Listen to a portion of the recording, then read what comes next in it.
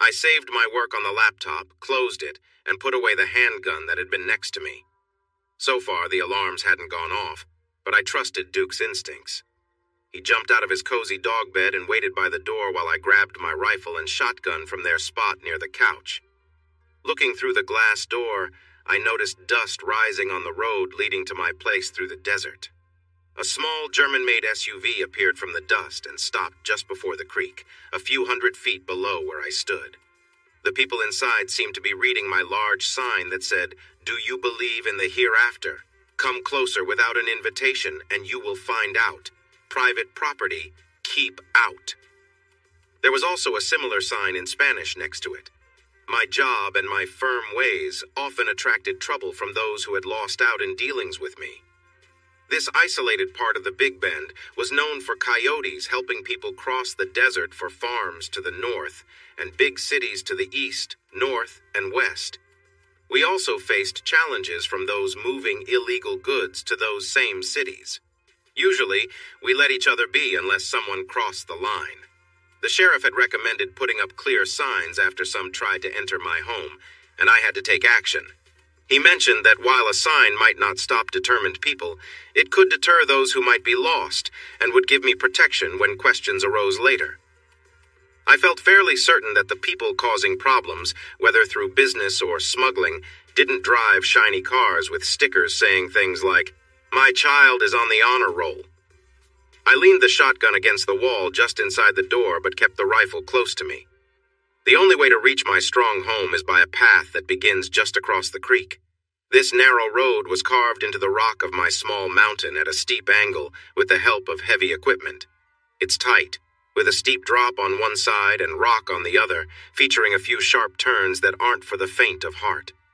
Despite how often I work on the road, it remains rough. The strong winds here blow away the sand and small gravel, and when it does rain, it falls hard. Erosion has revealed uneven granite, so I sometimes need to bring more gravel. I set up a sluice against the mountain and buried pipes beneath the road.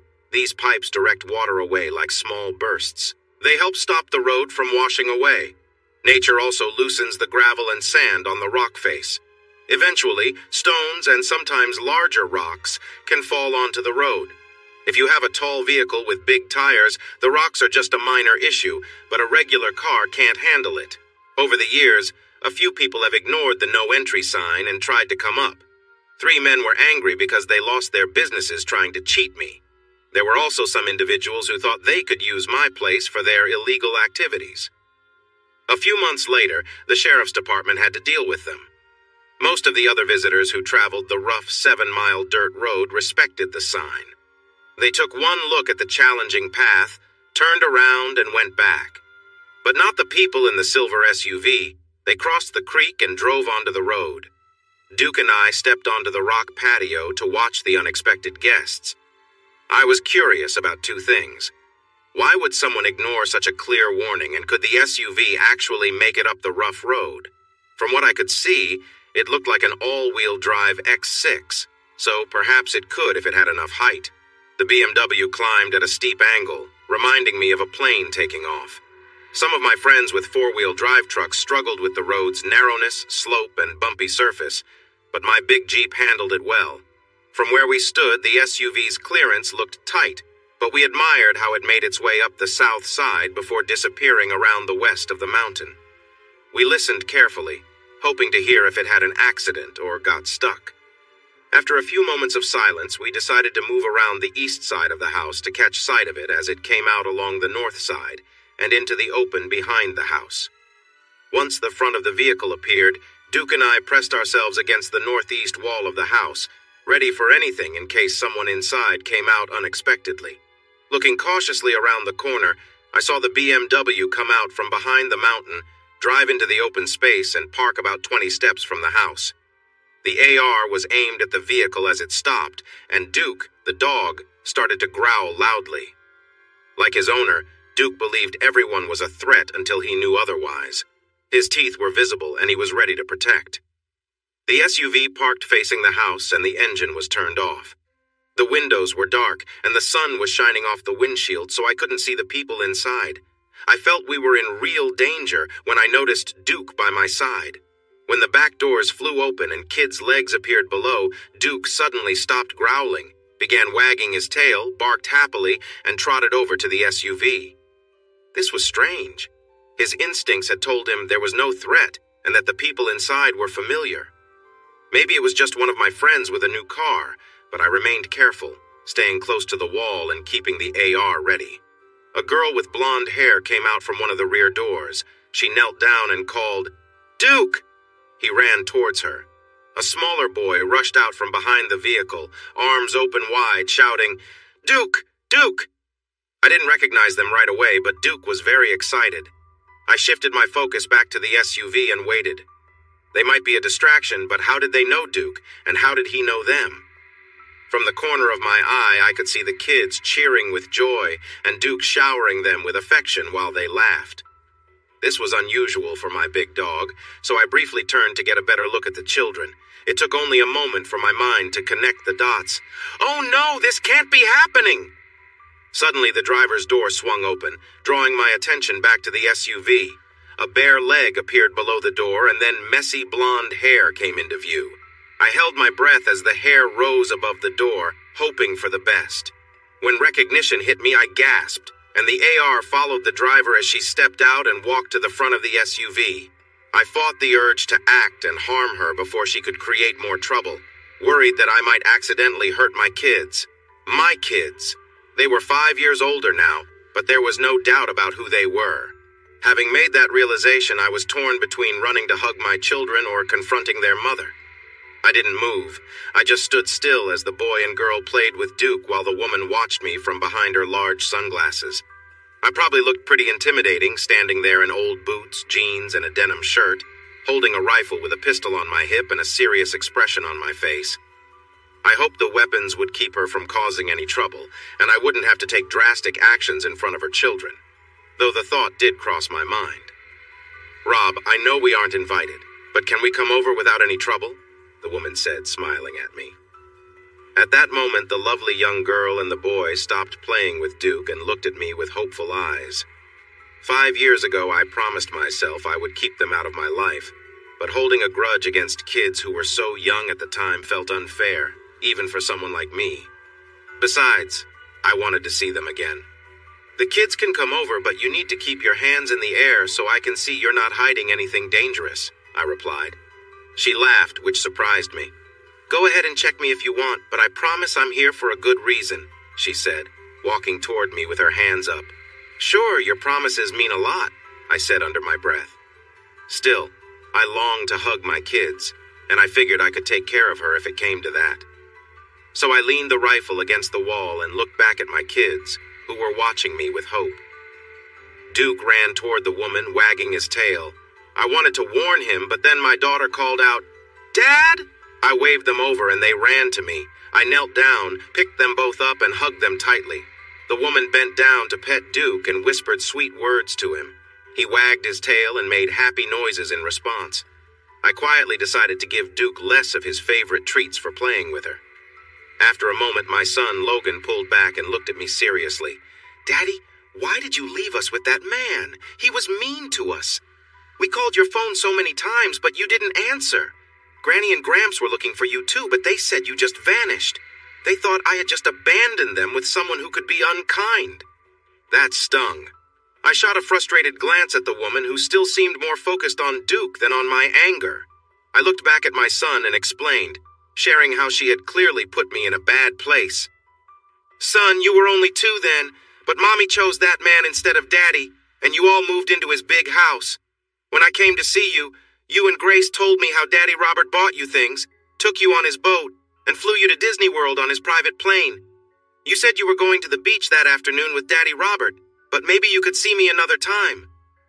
So I gave Mommy the divorce she wanted and moved away, like she asked.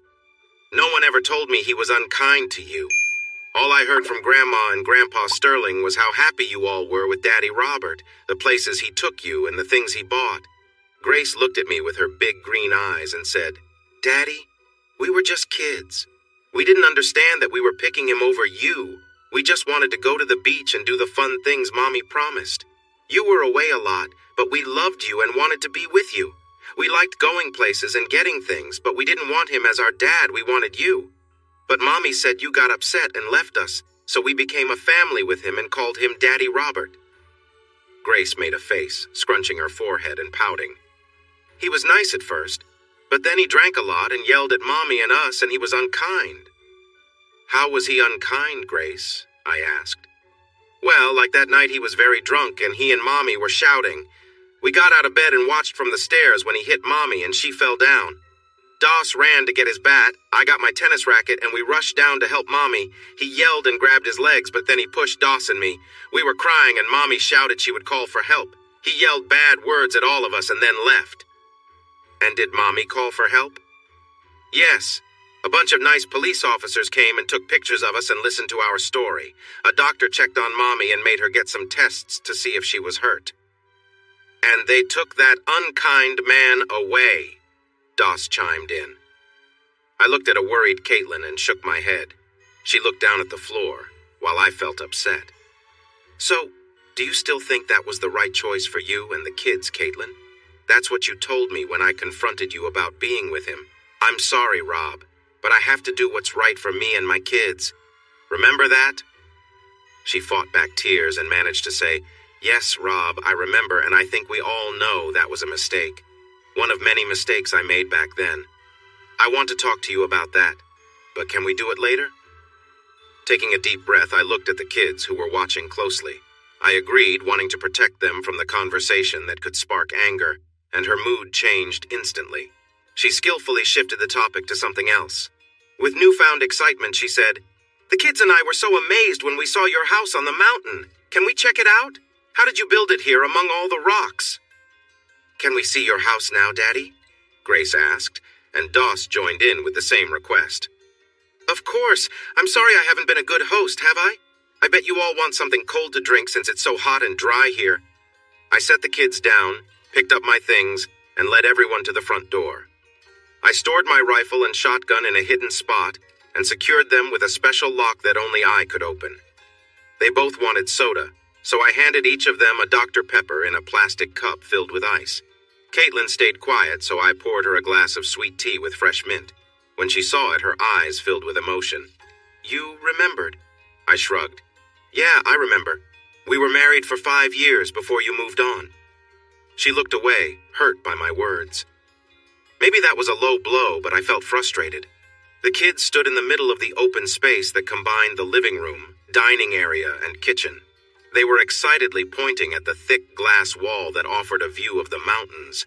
They also looked through the sliding glass doors toward the wide, dry land of the desert. All the glass was strong and safe, able to withstand heavy hits. A steel curtain could come down to provide extra protection and block the view outside. The floors in the house were made of large red tiles, except for some exposed granite that added character to the living room where chairs and couches surrounded it. A patio wrapped around the east and south sides of the house and turned into a covered porch at the southwest corner. It had an area for a barbecue, smoker, grill, and a small oven outside. There was a sturdy wall made of adobe on that side, shielding us from the hot summer sun and cold winter wind, making it comfortable to enjoy year-round. A long counter stretched along the wall. About 2/3 down was a double sink, and in the corner there was an old storage box. When you opened it, you found cooking supplies, spices, and utensils tucked inside. Under a covered area, there was a large wooden table that could seat 16 people, along with a taller table with 4 high chairs. I love to cook outside, so I have everything I need right here. A tall wall surrounded the entire patio, making it hard for anyone below to shoot up at someone on the patio. This wall offered good protection, allowing someone to hide behind it safely. In the middle of the patio stood a wheeled brass cannon facing the road and creek. Nearby, 3 cannonballs were stacked in a holder, and there was a sturdy waterproof box next to the cannon. This box held powder and wadding, along with extra cannonballs and a rammer. A soft cushion on top made it a nice spot to sit. Scattered around were folding chairs, and 2 cozy couches formed a gathering space near the cannon, each paired with a glass coffee table. The house was built from adobe bricks and covered in stucco. The thick walls helped keep the house cool in summer and warm in winter. Inside, the walls were framed and protected by strong fiberglass panels, which were then covered with wooden panels. The adobe and panels were so tough that it would take a very powerful bullet to get through. There were openings in the walls at shoulder height in each room. These could be used for safety if needed. This design had been common in homes and forts for many years, so I thought it would be a good idea for my own home. When I asked everyone what their favorite part of the house was, Doss said he loved the cannon. Grace liked the big fireplace in the living room, and Caitlin was a fan of the large shower in the master bathroom. The shower had several shower heads and a big overhead shower, too. She jokingly asked if I had gatherings there, but her smile faded when I raised my eyebrow and shrugged in response. The master suite was spacious, taking up the entire west side of the house. The bathroom, sinks, and dressing area were along the north side. There were 2 smaller bedrooms sharing a bathroom on the south side, and next to the shower was a room with a metal door. I showed them everything, but chose not to share details about the metal door. My curious daughter asked, "Daddy, what's in this room?" "That's a special room," I said. "The door is made of metal and locked because I keep my tools inside. In this area, there are not many law officers, so I need to protect myself. Sometimes people who don't follow the law come here, so I have what I need to stay safe from anyone who might try to harm me or Duke." Grace seemed curious, and Doss was bouncing with excitement. "Daddy, can we see your tools? Please, Daddy." I glanced at their mom for her okay.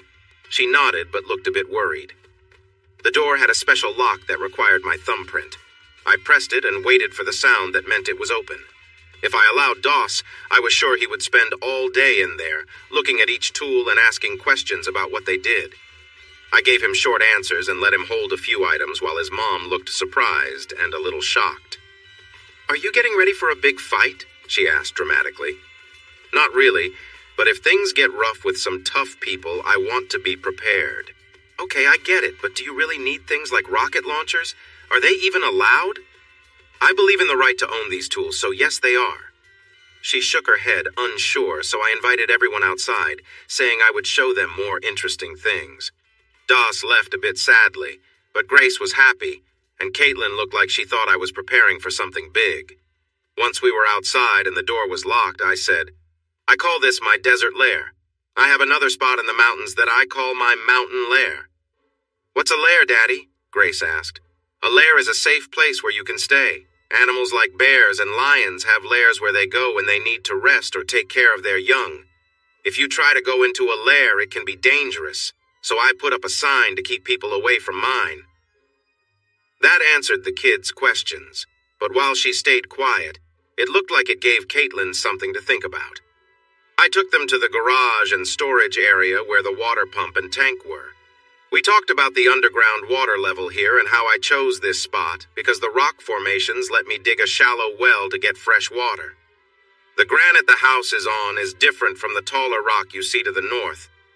Many years of falling rocks, gravel, and dirt filled the space between the 2 formations.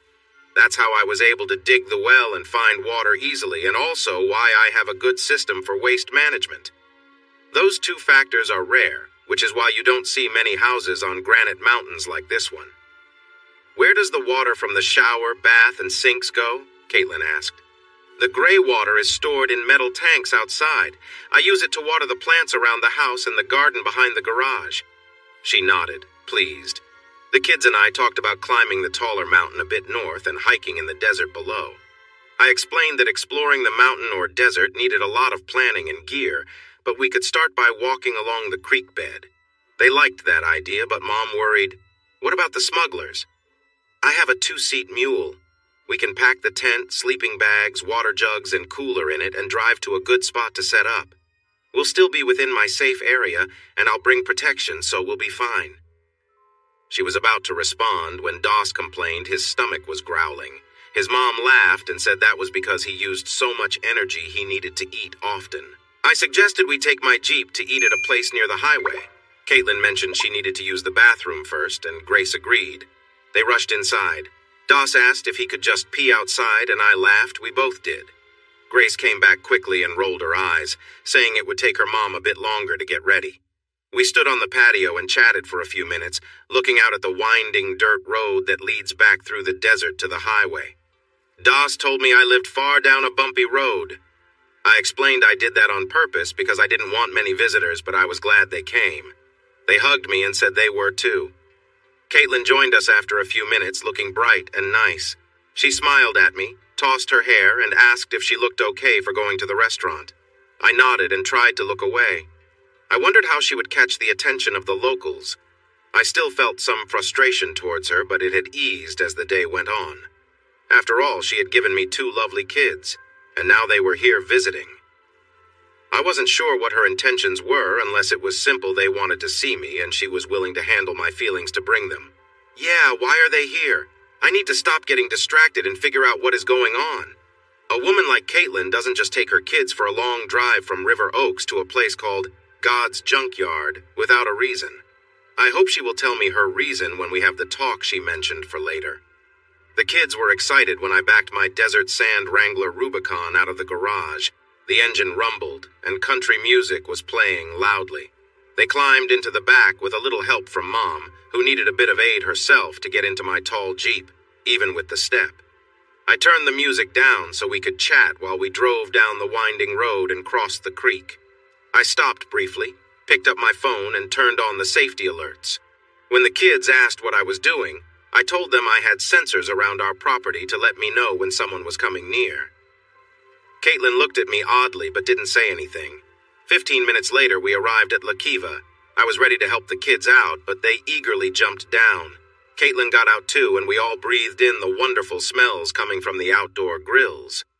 Grace asked, "What is this place, Dad?" "It's a local spot called La Kiva. They serve great grilled burgers, steaks, chicken, and tacos. You'll really like it," I replied, leading them to the entrance as they walked down the stairs into the underground restaurant. The usual crowd at the big table by the bar was looking at the kids until they noticed their mom in her stylish outfit. Caitlin and Grace paused when they spotted the rough-looking group and waited for me to join them. Doss happily said, "Dad, this is a really cool place. It feels like a cave with tables." The curious looks faded once I arrived. El Coyote shouted, "Dad, you have kids now. What's going on? Come over here, Saul. You have to introduce them." After greeting everyone, the kids appeared unbothered by the scruffy group at the table. I shared how the Humanos were the original settlers in this area, and that we used the Spanish versions of their names in La Kiva to honor them. I introduced each person. Rene, the tidy bartender and manager, along with his lovely wife Berta, did not have to join this tradition, but they also had Humano names. By the time I finished, Caitlin had won over the whole group, and they insisted we sit with them. The kids ordered another Dr. Pepper, while Caitlin and I enjoyed some cold drinks. Renee took their food orders and headed to the kitchen. "Aren't you going to eat?" Caitlin asked. El Gato chuckled and replied, "He doesn't make regular orders. He has a set order instead. If he wants something different, he signals Renee, but that doesn't happen often." "Hey, Catman, didn't you see me signal him just now? I'm trying something new, but I think my kids should taste the stuffed jalapenos here, don't you?" Gato laughed, nodded, and asked, "Why don't you treat us all, big spender?" "He just did. He gave him a couple of bills. You know Saul takes care of his friends," said El Chaparral, also known as Roadrunner. El Toro laughed.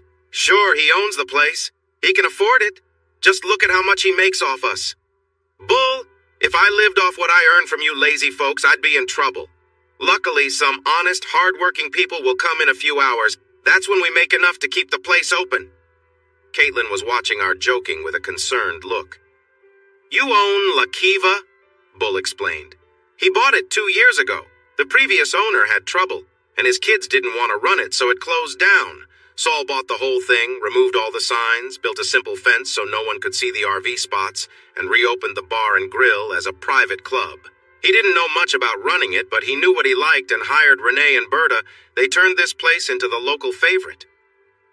Saul doesn't advertise because the Big Bend is a popular tourist spot in Texas, and people from Houston were taking over, and they were nothing compared to the visitors from the north who would call everything charming while complaining about the heat.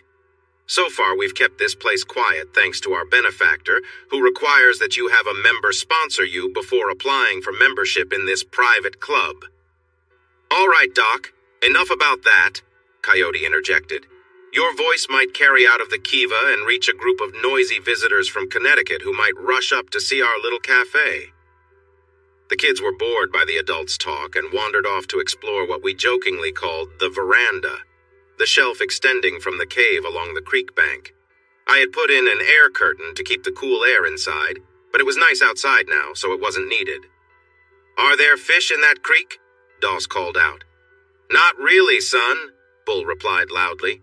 It stays dry most of the year, and no fish can grow quickly enough during the rainy season to get big enough to catch. Ask your dad to take you to the Rio tomorrow. He knows all the best fishing spots there. He always brings back big catches when he goes fishing, though he doesn't go often enough. Yeah, Saul, when are we going to have another fish fry? Asked Gatto. It won't be soon. I'm heading to the Davis Mountains and north this weekend. I'll be gone for a week or two, maybe after that. The discussion at the table shifted to the cool spring weather, the many flowers, and what it might mean for the future. As they chatted, their Texas accents popped up, showing their education and intelligence, which Caitlin noticed.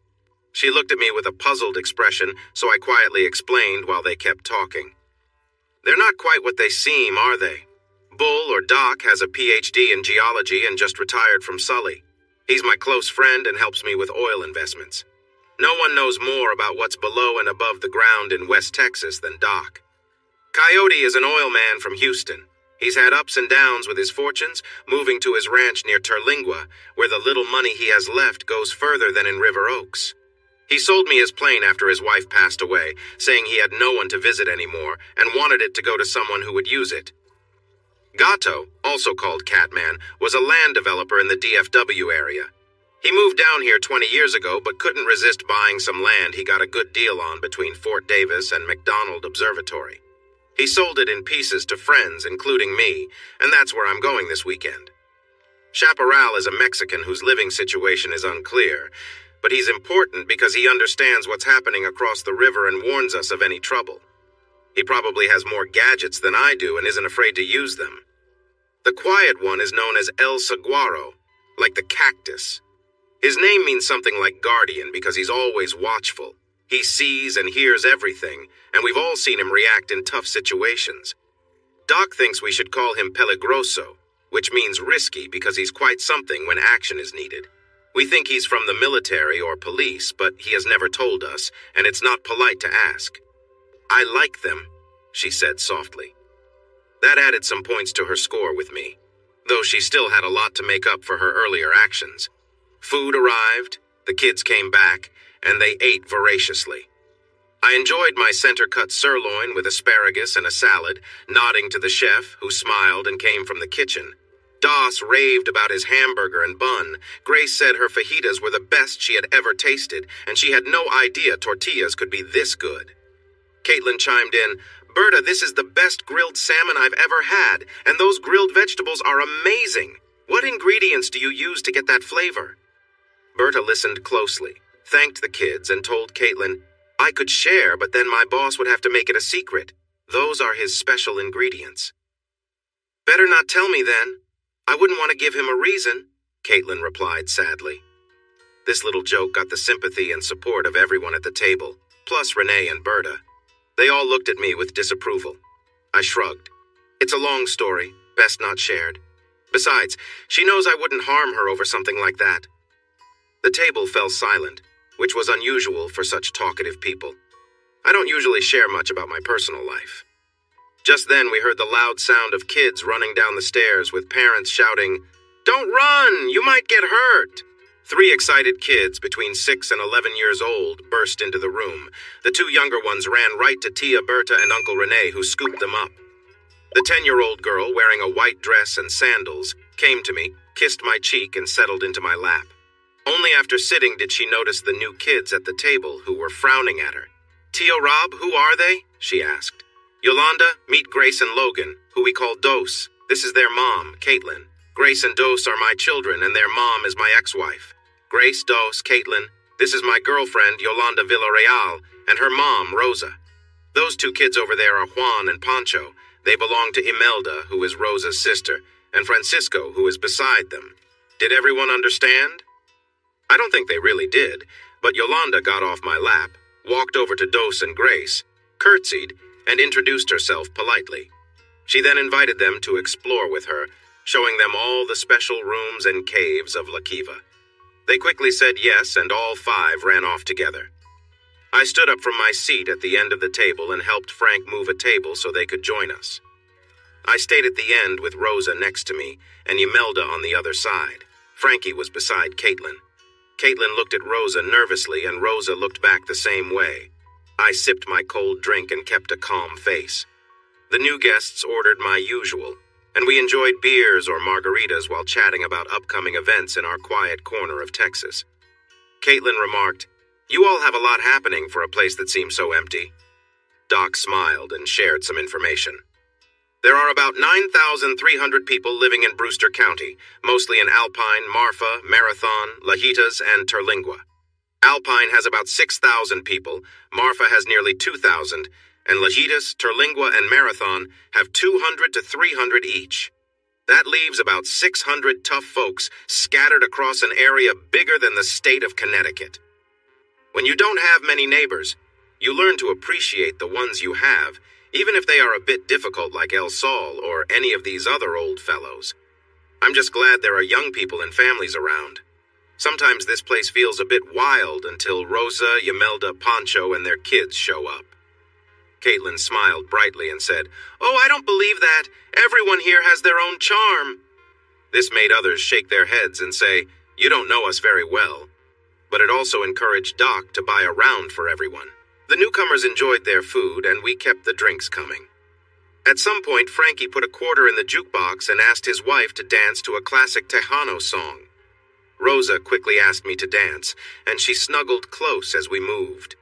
Another song played, and we stayed on the dance floor, giving her a chance to ask about my past family. To my surprise, El Saguaro, who hardly spoke or interacted, took Caitlin onto the dance floor. He showed us that his skills in movement were impressive. They looked great together. The tall blonde and the strong brown-eyed man danced like they had practiced for years. I felt a hint of jealousy and led Rosa back to the table. Caitlin and Saguaro kept talking, and then Saguaro played a cumbia song. After a quick lesson, Caitlin danced with skill, making Rosa look a bit jealous. Everyone knew Rosa had a crush on Saguaro, but he hadn't given her much reason to believe there was hope. "Come on, Rob, let's show them how it's done," Rosa challenged. I could dance okay, but I knew I wouldn't impress anyone like Saguaro, who seemed to be a natural. When a new song began, Rosa put on a lively show. I did my best to keep up, but wow, she really could move. Saguaro was focused on Rosa, matching her steps perfectly. I looked at Caitlin and signaled for her to step aside with me. They didn't notice us. We sort of danced while watching them, each lost in their dance-off. The song ended and everyone cheered. They laughed and looked for their partners, but the next song began playing. Rosa glanced at Saguaro. He stepped forward and held out his hand, and she moved close to him as they danced together smoothly. As I watched Rosa's happy moment unfold, Caitlin took my hand. When I turned to her, she got close and began to sway with the music. Against my better judgment, I held her close.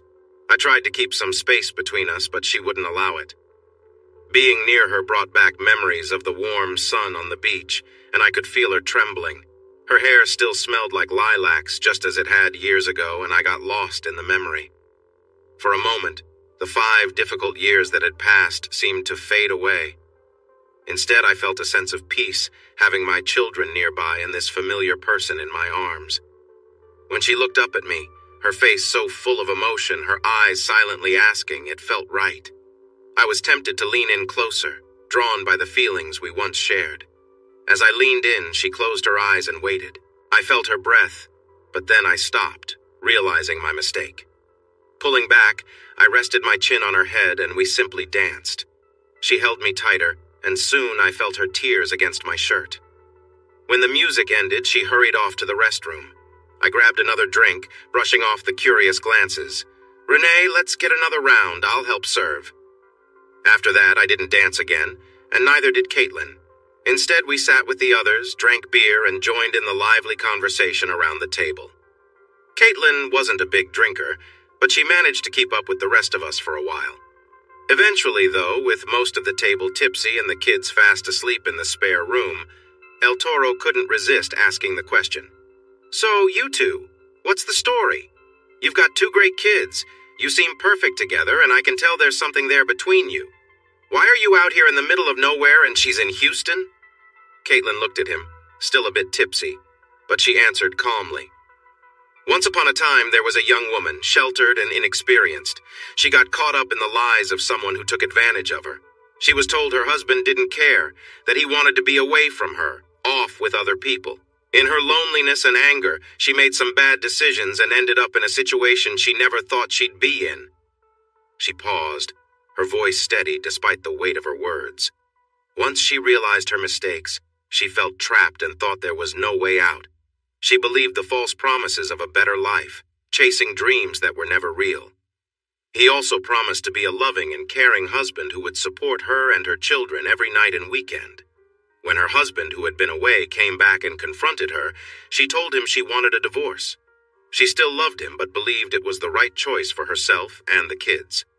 Her heartbroken husband agreed when their children, who had been guided in what to say, expressed their wish to stay with their mother and Robert. He signed the divorce papers prepared by Robert's lawyer and left. No one knew where he went, but a few months later, Robert's situation began to crumble. It turned out that her ex-husband had been the key to the company's success, something Robert resented as much as he resented his father's respect for his rival. Robert had been sending the husband on long trips so he could pursue the unsuspecting wife, which, unfortunately for him, had worked out.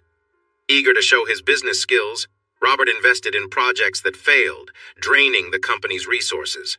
He played fast and loose with business practices, kept false records, and broke many rules.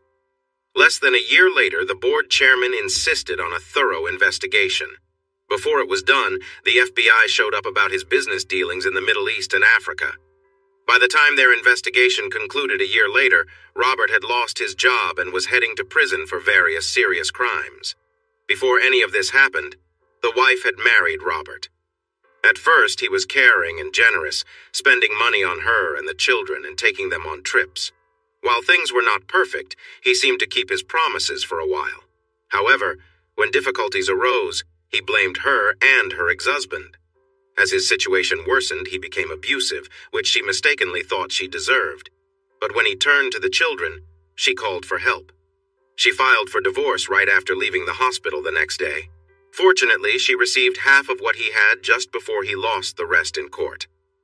Feeling ashamed, she sold the house, moved her kids into a new place, and tried to make up for her past choices. Years went by, but a problem remained. She still had feelings for her first husband, and the kids made it harder by asking when they could see their dad. Determined to find closure, she hired a private investigator who traced him back to the Big Bend and Davis Mountains. She packed their bags, loaded everyone into her SUV, and drove from Houston to Alpine. After asking for directions at a store in Study Butte, she found the man she had hurt living in a remote place atop a granite mountain. Even though he arrived without being invited, he was friendly and polite. He treated everyone well, even the wife who had hurt him. And here we are, eating and drinking at La Kiva. The table stayed quiet for a long time, as if everyone was too scared to speak after hearing her story. Finally, I decided to say something. If I remember correctly, the wife of 4 years, who is quite smart, encouraged her husband to accept a big promotion, even though he warned her it would mean a lot of travel. When she complained about him being away too much, he reminded her of that warning and even offered to quit to find another job. This was a big deal since he was part owner of the company and knew it might fail without him. He knew his business partner, Robert, wasn't capable of managing things well.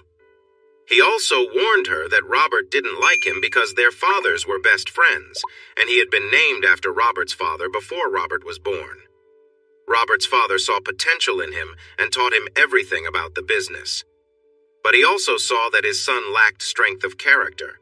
So when he retired, he made Robert CEO, but kept much of the power with the chairman and another vice president who was Robert's rival. This caused more tension between them.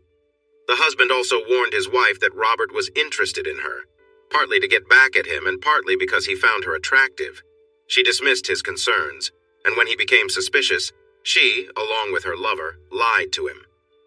It was only when he confronted her with proof that she admitted the truth, saying she was acting in the best interest of their children and herself. She and her lover even turned the kids against him, instructing them on what to say to hurt him. The husband was crushed. Feeling heartbroken and abandoned by those he cared for, he decided to leave his family and the business. Fortunately, he was clever enough to sell his shares back to Robert before he left, which pleased Robert at first. But soon he realized that it was the husband who had been key to the company's success, and that his shady actions might come to light. Did the husband speak to the chairman, a retired Air Force general, about Robert's dealings with some people overseas? Yes, he did. Did he suggest that an audit might be necessary? Yes, he did that too. Was he unfaithful while away? No, he remained loyal to his wife, even after everything. Now, with all that settled, I think I'll take the kids and our storyteller back to my house to sleep. Rob was sitting on the patio with a cup of coffee as the sun rose. He spent the first hour lost in thought, going over what had happened the day before and the night before. He especially remembered Caitlin's story about her past choices from 5 years ago. He also thought about how his kids had embraced him and his unusual way of life. A part of him wanted to confront Caitlin, to make her talk about her betrayal and take responsibility for her actions. But she appeared ready to share everything and seemed to have accepted her part in it, at least to some extent, in front of strangers. Although confronting her might satisfy his need for answers, he worried that it could cause her and the kids to leave and return to Houston or wherever they lived now. He was just starting to reconnect with his children, and Caitlin seemed genuinely sorry and willing to work things out while still being her lively self. So why risk pushing them away? Choosing what to do was tough. The first choice was simple: keep his kids with him. The next was harder.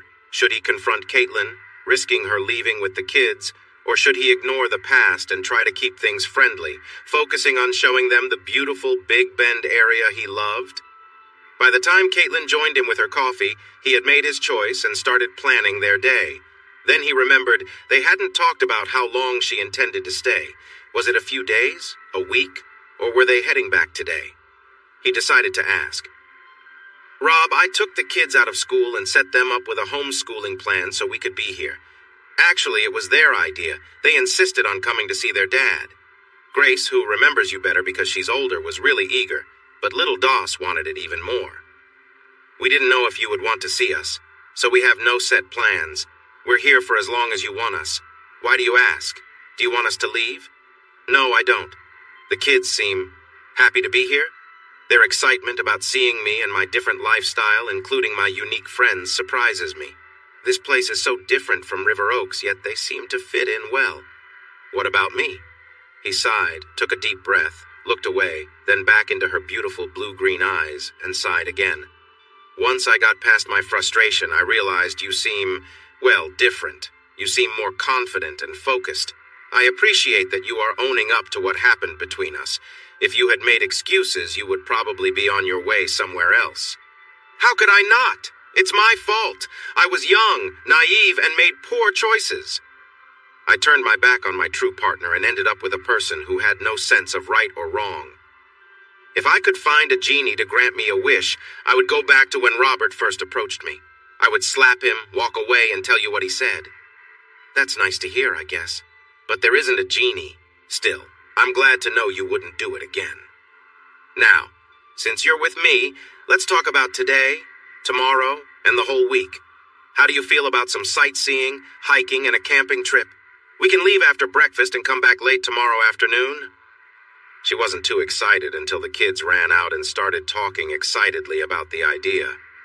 I explained the park rules about dogs needing to be on a leash to Duke, and he decided he would rather stay back and take care of the house. Even if it meant using the dog door to get to the shed instead of the house, the shed had its own comforts, like an extra bed and food and water. Soon, I had everything and everyone loaded into the Jeep, and we were on our way to the Chisos Basin. For the first part of the drive, they talked about how rocky and empty the land looked, but liked the distant blue mountains. When we reached the basin, they were amazed by the small trees around the tall cliffs. After we set up our campsite with a 2-room tent, sleeping bags, water, ice chests for food and drinks, and cooking supplies, we packed water for our hike and started on the trail to the window. The window is a spot where water flows through a gap in the rocks and down to the desert below. It's a nice walk, and the view of the valleys and mountains is incredible. The hike there is downhill, so the return is uphill. We stopped for water a few times along the way and made it back to camp just in time for lunch, which included sandwiches, chips, apple slices, and soda. We talked about what to do in the afternoon and decided to start at the Visitors Center to learn about the plants and animals in the Chihuahuan Desert and Big Bend National Park. After that, we headed to Castellon, stopping at lookouts to take photos of the colorful rock layers. We then followed the river west to Santa Elena Canyon. They may not be as famous as the Grand Canyon, but the tall walls of the canyons along the Rio Grande are really impressive. Instead of turning back, I took them further up the river to a fishing spot I knew well. After a short walk north, I showed them how the river split into 2 small streams with a rocky island in the middle. We crossed the first stream, which was only a few inches deep, by jumping from one big stone to another. We paused on the island to appreciate the quiet beauty around us and talk about how the gentle streams here became rushing water in the narrow canyons. Next, we walked to the north end of the island and hopped across the stones to the other side. We followed a well-trodden path along the river with a steep rock wall rising above us. When we reached the spot where the 2 streams came together again and flowed faster, I pointed to a patch of green water near the shore and shared how I had caught many catfish there. Doss asked if we could return to go fishing. I said we could, but not for a few weeks, if he wanted to stay that long. He assured me he did, and Grace agreed. We walked back upstream to where we first crossed. I paused to give a quick lesson about borders, boundaries, and laws. "So, what country are we standing in, Grace?" She looked confused for a moment, but then said excitedly, "Mexico." I nodded and smiled. "That's right. Did you know we broke a federal law by crossing these little streams?" Her eyes widened and she shook her head. Doss and Caitlin looked worried. "It seems strange, doesn't it? I could face trouble for walking across this shallow river to fish, and someone from Mexico could face trouble for walking over here to fish. Lawmakers create rules that apply to everyone, no matter if it makes sense or not. Think about the border wall they want to build. How upset do you think people will be who take float trips through the canyons if the paths are blocked off? How frustrated will the fishermen become if they can't reach the river along the long stretch from El Paso to Brownsville? What about those who fish on Lake Amistad, which was a project shared between Mexico and America? Do you think they'll be happy if it's fenced in? And what about ranchers who will have fences far from the river because that's the width of the floodplain there? Do you think they will be pleased to lose good land for their cattle and the chance to enjoy the river? Sometimes what seems like a good idea for some people isn't good for others in different areas. That's why people who live here don't always agree with every law or government rule. Many laws that work for big cities like Philadelphia, New York, or Los Angeles don't fit the needs of places like Terlingua or Study Butte. To see it another way, the border between Mexico and California, Arizona, and New Mexico is just an imaginary line in the sand. You can put up a fence or wall along that line, but neither country gives up any of its land. You know, like landowners do when they put up a fence. In Texas, the border is in the middle of the Rio Grande River, and you cannot build a wall right down the center of the river, especially not in lakes like Amistad and Falcon that are also part of it. So if we want to build a wall on Texas land, we'll lose access to some American land. As you can see, we would have to keep the wall back from the river's flood area, or it could be washed away in floods. Here, it would need to be built on that flat land up high, but there are deep canyons that cut through this area. No one can put up a wall down the steep sides, across the bottom, and up the other steep side without ruining a lot of land with heavy machinery.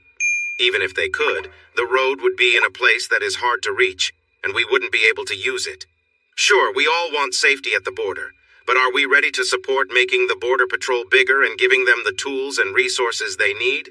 Even if there is a wall, determined people will still find ways to get over, under, or around it.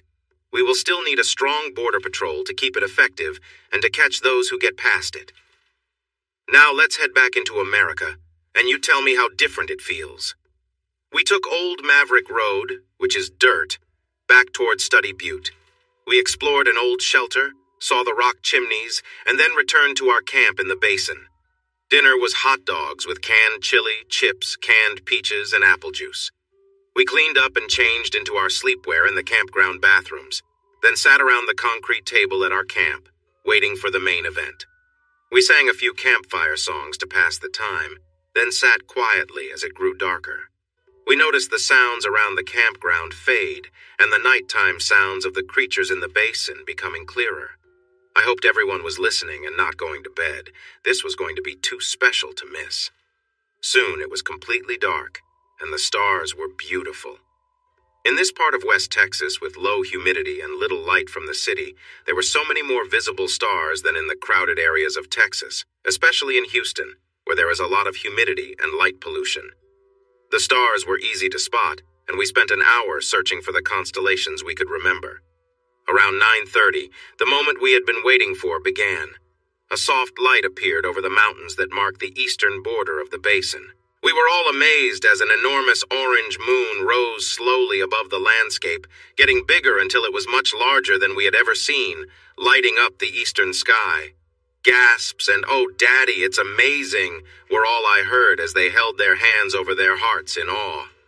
After the moon rose above the valley, it looked enormous and bright, like an orange planet from a movie. Gradually it climbed higher, returning to its silver glow.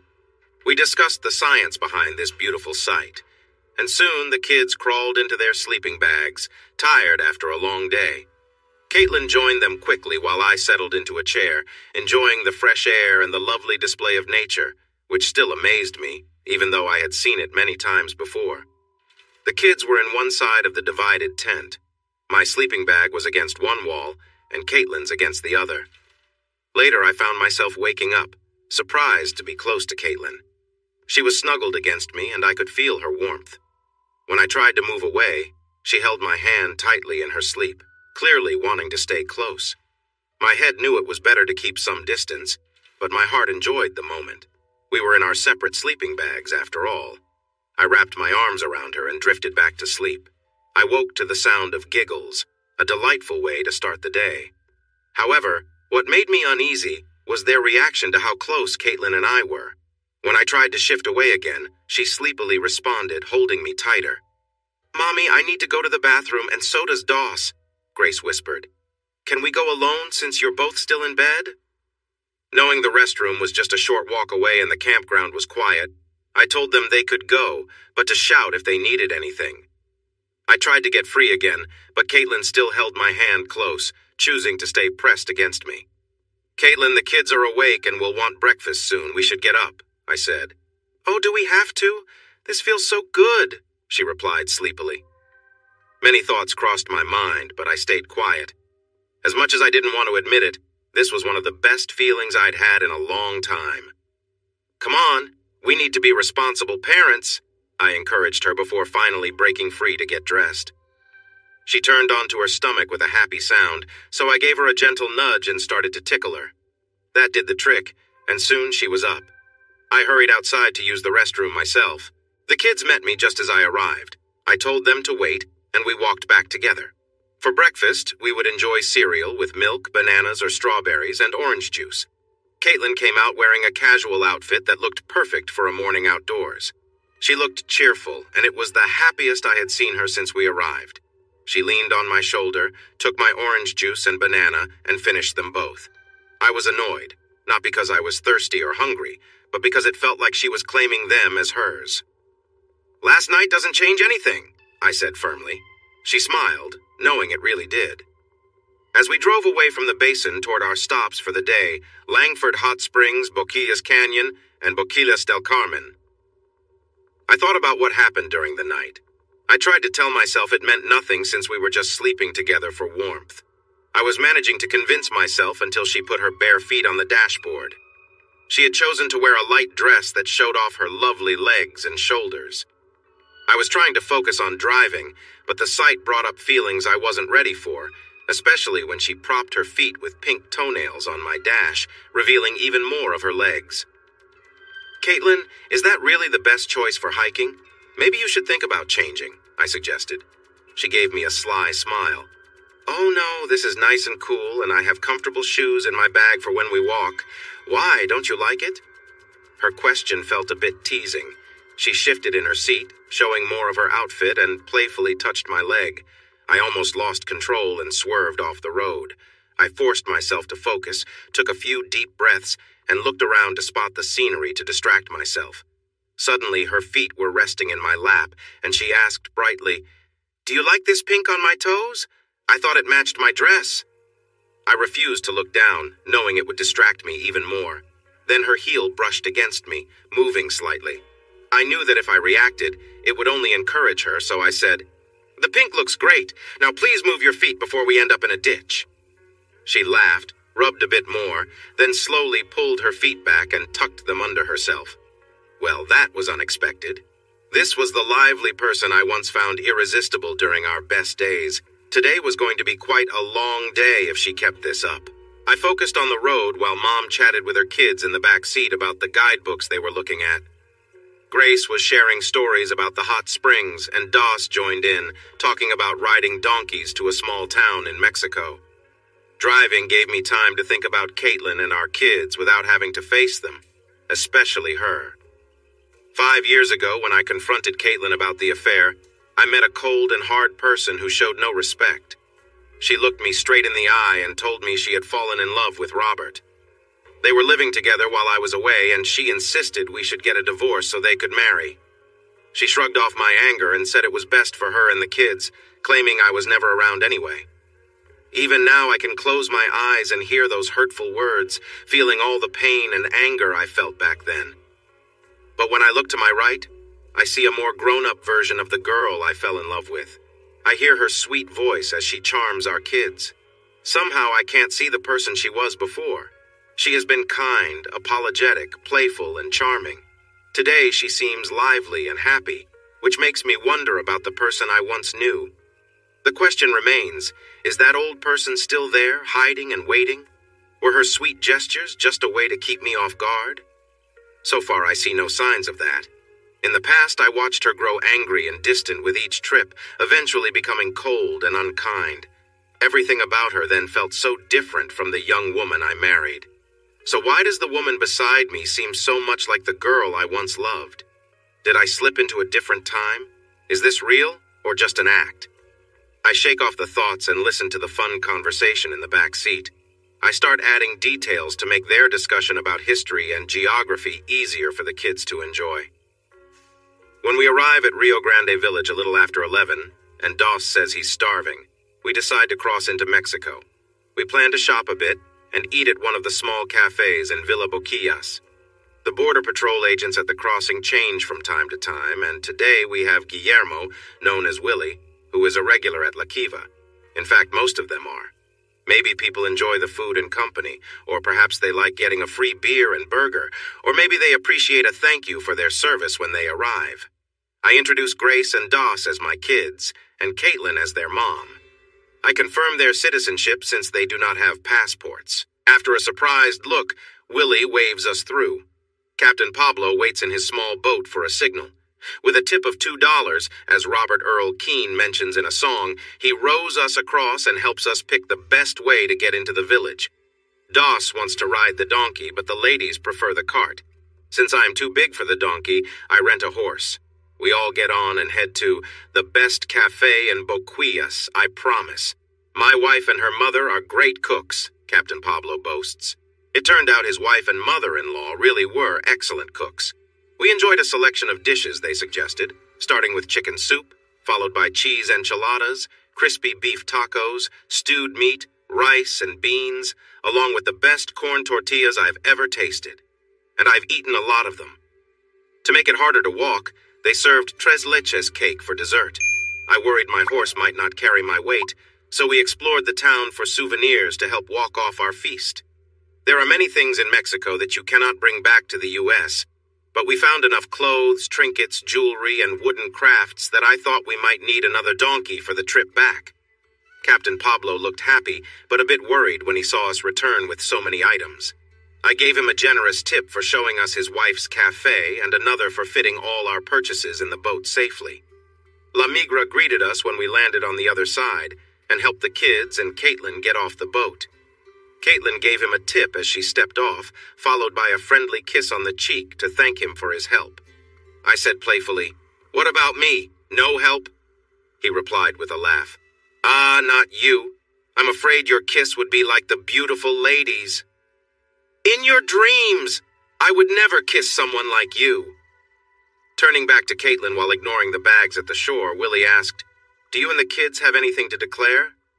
Not understanding the question, they stared at him blankly. I jumped in, saying, "Sure, we had a fantastic time in Mexico, ate a wonderful meal, and thank you for your help, officer.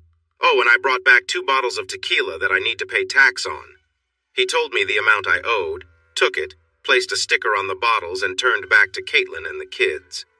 "Let's not leave this stuff by the river. I can help you pack it in the Jeep." "See you tonight, my friend," he said with a smile and a friendly handshake as he closed the door. "That's fine. The drinks are on me tonight. Thank you very much." Telling him there would be free drinks at La Kiva was not really a favor, since he and other officers always got one for free when they were off duty. It's important to show appreciation for those who work to keep us safe in our quiet area, away from more serious problems. "Okay, we visited Mexico. Who wants to go relax in the hot springs?" I asked after we got the Jeep back on the road. Everyone was interested, and the 2 kids began chatting excitedly about their adventures in a different country. "Rob, I wonder if everyone crossing over gets the same treatment we did," Caitlin asked with a curious look. "Do we need passports to cross?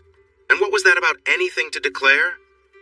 "Well, Caitlin, before September 11th, crossing over at Terlingua and Lajitas or anywhere else along the border was easy. People crossed daily to work, shop, eat, or visit family and friends. There's even a golf course where a couple of holes are in Mexico." After September 11th, the government became concerned about security and closed many crossings, which affected people on both sides, taking away jobs and connections. If they had allowed certain people who regularly crossed for valid reasons to continue, it might have been better for everyone. But when the women who cleaned hotel rooms in Lajitas and Terlingua could no longer cross to work, those rooms went uncleaned. It's not like there are many locals here looking for low-paying jobs, but those same jobs are vital for those across the river. There was quite a bit of breaking the rules, and law enforcement down here often turned a blind eye or joined in. If someone with bad intentions tries to come across, we'll handle it. I have many stories to share, but I'll say this. Aside from park rangers and border patrol, the closest police are about 90 miles away in Alpine, so we look out for each other. Diverting border patrol resources to enforce complicated rules against the connected people of La Frontera left hundreds of miles along the Texas-Mexico border underprotected. This created a chance for wrongdoers to move around unseen. Instead of making us safer, it made things worse. There's a part of the Second Amendment that talks about a well-regulated militia being important for the safety of a free state, which means people have the right to own weapons. Because of our special situation, we maintain such a militia, and as you noticed, we are well prepared. We must be, since criminal groups are armed and might try to take over this quiet area if they thought we were easy targets. Guillermo and the other Border Patrol officers who know this area understand our situation and stand by us. They tend to enforce federal rules in a selective way.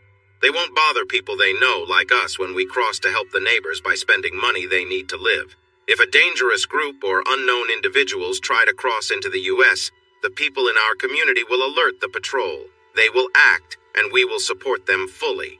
It has happened a few times, and so far we have been successful and unharmed. What do you mean it's happened a few times? Can you share an example? Caitlin, I can't say much, but I can tell you about a story that Texas Monthly covered. A bandit crossed the river and attacked a woman. He was later arrested in Mexico for a different crime, but his family had a lot of influence in the town, so he was going to get released easily. Some men dressed in black, wearing masks, showed up at the jail. They took him away while the jailer just smiled and didn't resist. A day later, the Brewster County Sheriff received a report that a wanted man was at a roadside park outside of town. They found him tied to a tree. He was without clothes and had several bruises on his body. Mexican authorities made a few empty threats about the vigilantes who crossed the line, and the sheriff promised a thorough investigation, but the vigilantes were never identified, and the attacker was convicted and punished. When he got out a few years later, he was sent back to Mexico. People say a group of men in black met him right after he crossed the border at Presidio and made it clear he should never return to Texas. "Were you one of those men in black?" she asked, raising an eyebrow. "Their identities are still a mystery, but keep in mind, I've only been here for 5 years. Much of that story happened before I got here." The kids had stopped chatting and started listening a while ago, so I aimed my answer at them. "Generally speaking, we don't think people should take the law into their own hands. However, good people can't just sit back and let bad people take over. So we do what we have to when the time comes. Most of the time, the authorities deal with things. But if they need help or can't do something important, the militia is ready. Now let's switch topics because we've arrived. We need to change into our swimwear. I'll park by the bushes. You ladies can change beside the Jeep on that side, and then the boys will..." Doss laughed. As soon as the girls got out, he quickly changed into his swim shorts. There was no one around, so I did the same behind the back doors. I grabbed a little cooler with drinks, joined them in front of the Jeep, and signaled the kids to lead us down the worn path by the Rio Grande. Caitlin followed the kids. She wore flip-flops and a soft cover-up that left her legs bare. I noticed her legs moving gracefully as she walked, and remembered when they had been close to me. She looked back and caught me watching, smiled, and made a show of climbing over a boulder that had fallen on the rocky path. From her climb, I noticed a few things. Her swimsuit was a little smaller than a regular two-piece. She was as strong and quick as ever, and she seemed ready to tease me whenever she could. We still hadn't had the important talks about what happened when she felt she had betrayed me and what had been going on with her since I left. Somehow we kept doing things together and talking about whatever the kids or Caitlin wanted to discuss. I really should gather everyone around a table to talk honestly. It's likely that what they tell me will be softer than what I've imagined all this time, so it might feel more freeing than upsetting. But not today. Today, we're here to have fun and explore. Maybe tomorrow. There were only 2 cars in the parking lot, a Nissan SUV and a Cadillac Escalade XL. A young couple was sitting by the springs closest to the old wall that kept the river away from the springs. They were sitting on a shelf in the base of the first bathhouse, so focused on each other that I doubted they noticed us. In the far corner, 6 men were loudly celebrating something. They had large cups filled with what I guessed was drinks, given how boastful they were and how loudly they laughed. My instinct told me to leave, as they seemed like trouble. However, they were too absorbed in their fun. So I led my small group to a spring near a rock ledge. It was my favorite spot, and also the farthest from the noisy crowd. I placed the drink cooler on the rock shelf and turned to check on my group again. They were still unaware of us until Caitlin removed her cover-up and tossed it by the cooler. The red bikini she wore was modest, but it looked great on her. As if it were normal, her kids ignored her and started jumping around, chatting about how warm the springs were and why they smelled a little strange. The 6 loud men, however, stopped their celebration and stared. I set my shirt down beside her cover-up and glanced at my daughter and her mother with a thoughtful expression. Grace certainly resembled her mom and grandma, and I knew she would be quite beautiful in a few years. That belief came from seeing Grandma Hopkins, who, at 52, maintained a figure very similar to her daughter's and showed hardly any signs of aging. No doubt Caitlin's features had softened as she aged, but in my view, those changes made her even more attractive. She and Grace leaned in to whisper, then placed their hands on their hips, sticking one hip out. "So, do we pass inspection?" Yeah, you 2 could stop traffic. Now, how about we sink into these springs here so those guys can go back to their fun?" That seemed like a good plan, but sadly it didn't go as hoped. I could blame their next actions on drinks and overconfidence, but it might have just been plain arrogance. "Hi, how are you all doing?" asked a tall man in his 30s standing just outside our spot. He was with another well-dressed guy, and both seemed very full of themselves. "We're doing well," I replied. Thankfully, Caitlin ignored them. staying submerged in the not very clear water and playing with the kids. Sounds like you guys are having a great time. Is there something special you're celebrating or just enjoying the day out? Oh, we're definitely celebrating. We just wrapped up a big deal that will make us even richer. Would you and your lovely lady like to join us? No, thanks. We don't want to interrupt, and we're here with our kids, so we'll pass. But have fun. Turning to Caitlin as if I hadn't just answered, the arrogant guy asked, How about you, lovely lady? Could we invite you to join us for some fun? Your friend might not be interested, but you seem like someone who enjoys a good time. Caitlin turned to him, gave a disapproving look, and stood up out of the water like a scene from a movie. I didn't hear any music, and the water didn't drip off her in slow motion, but it definitely got the attention of the group nearby until she spoke loudly. I'm not sure why you think a mom playing with her kids, here with her husband, would want to party, but let me be clear. The answer is a definite no. Now, please go back to your group, and we'd like to continue having fun. The crowd he came from laughed loudly, and the older man at the front guided them away from the embarrassed young men. Sorry about that. DJ thinks he's really charming and thought you might be interested. We may have encouraged him a bit for some laughs. He owes me a bet because I could see how you look at your husband. I knew how this would go. Again, I'm sorry for interrupting your family time. We're leaving now and hope you enjoy your afternoon.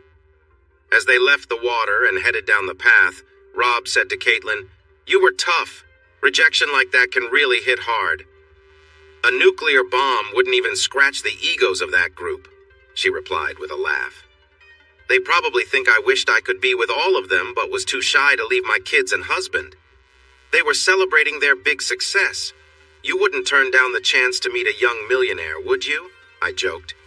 She eyed me with a playful smile. I'm aiming a bit higher. I have my eye on 100 millionaire, or that's what my old neighbor says when she visits this area. Wow, those are high goals. Not many reach that level. I'm not there yet, but maybe someday with my current business deal. It doesn't help them, though. Their plans are poorly thought out and way too optimistic. But who am I to say anything? We spent about an hour splashing in the water and sharing stories about the history of the place, including the old store and the rooms where visitors stayed. Then we got out, dried off, and walked along the trail, stopping to look at the ruins before heading back to the Jeep. We drove north for the long ride back to my house. I shared stories about the ghost towns nearby and the cinnabar mines that once attracted many people to this isolated and forgotten land, as one old writer called it before the days of roads and cars. You might not know about cinnabar, but it is a type of ore that can be turned into mercury, which has been used for a long time. In the past, mercury was used in tools for science to help find gold and silver, in making special chemicals, and in making felt. Sadly, many people who wore felt hats back then suffered from health issues because mercury is harmful. Now it is mostly used in making industrial chemicals and in electronics, which is why I advised against taking apart electronic devices just to see what is inside, I said. There are also uranium mines, but those are newer and not part of the older stories. Changing my tone, I began to tell a tale. The faraway place and rugged land in this part of the Chihuahuan Desert are filled with mystery and challenge. Early pioneers often faced great dangers in these dry and difficult mountains. Some died or vanished. Others were harmed by local tribes, such as the Apache or Comanche. Some faced Mexican raiders or dangerous outlaws hiding in the canyons.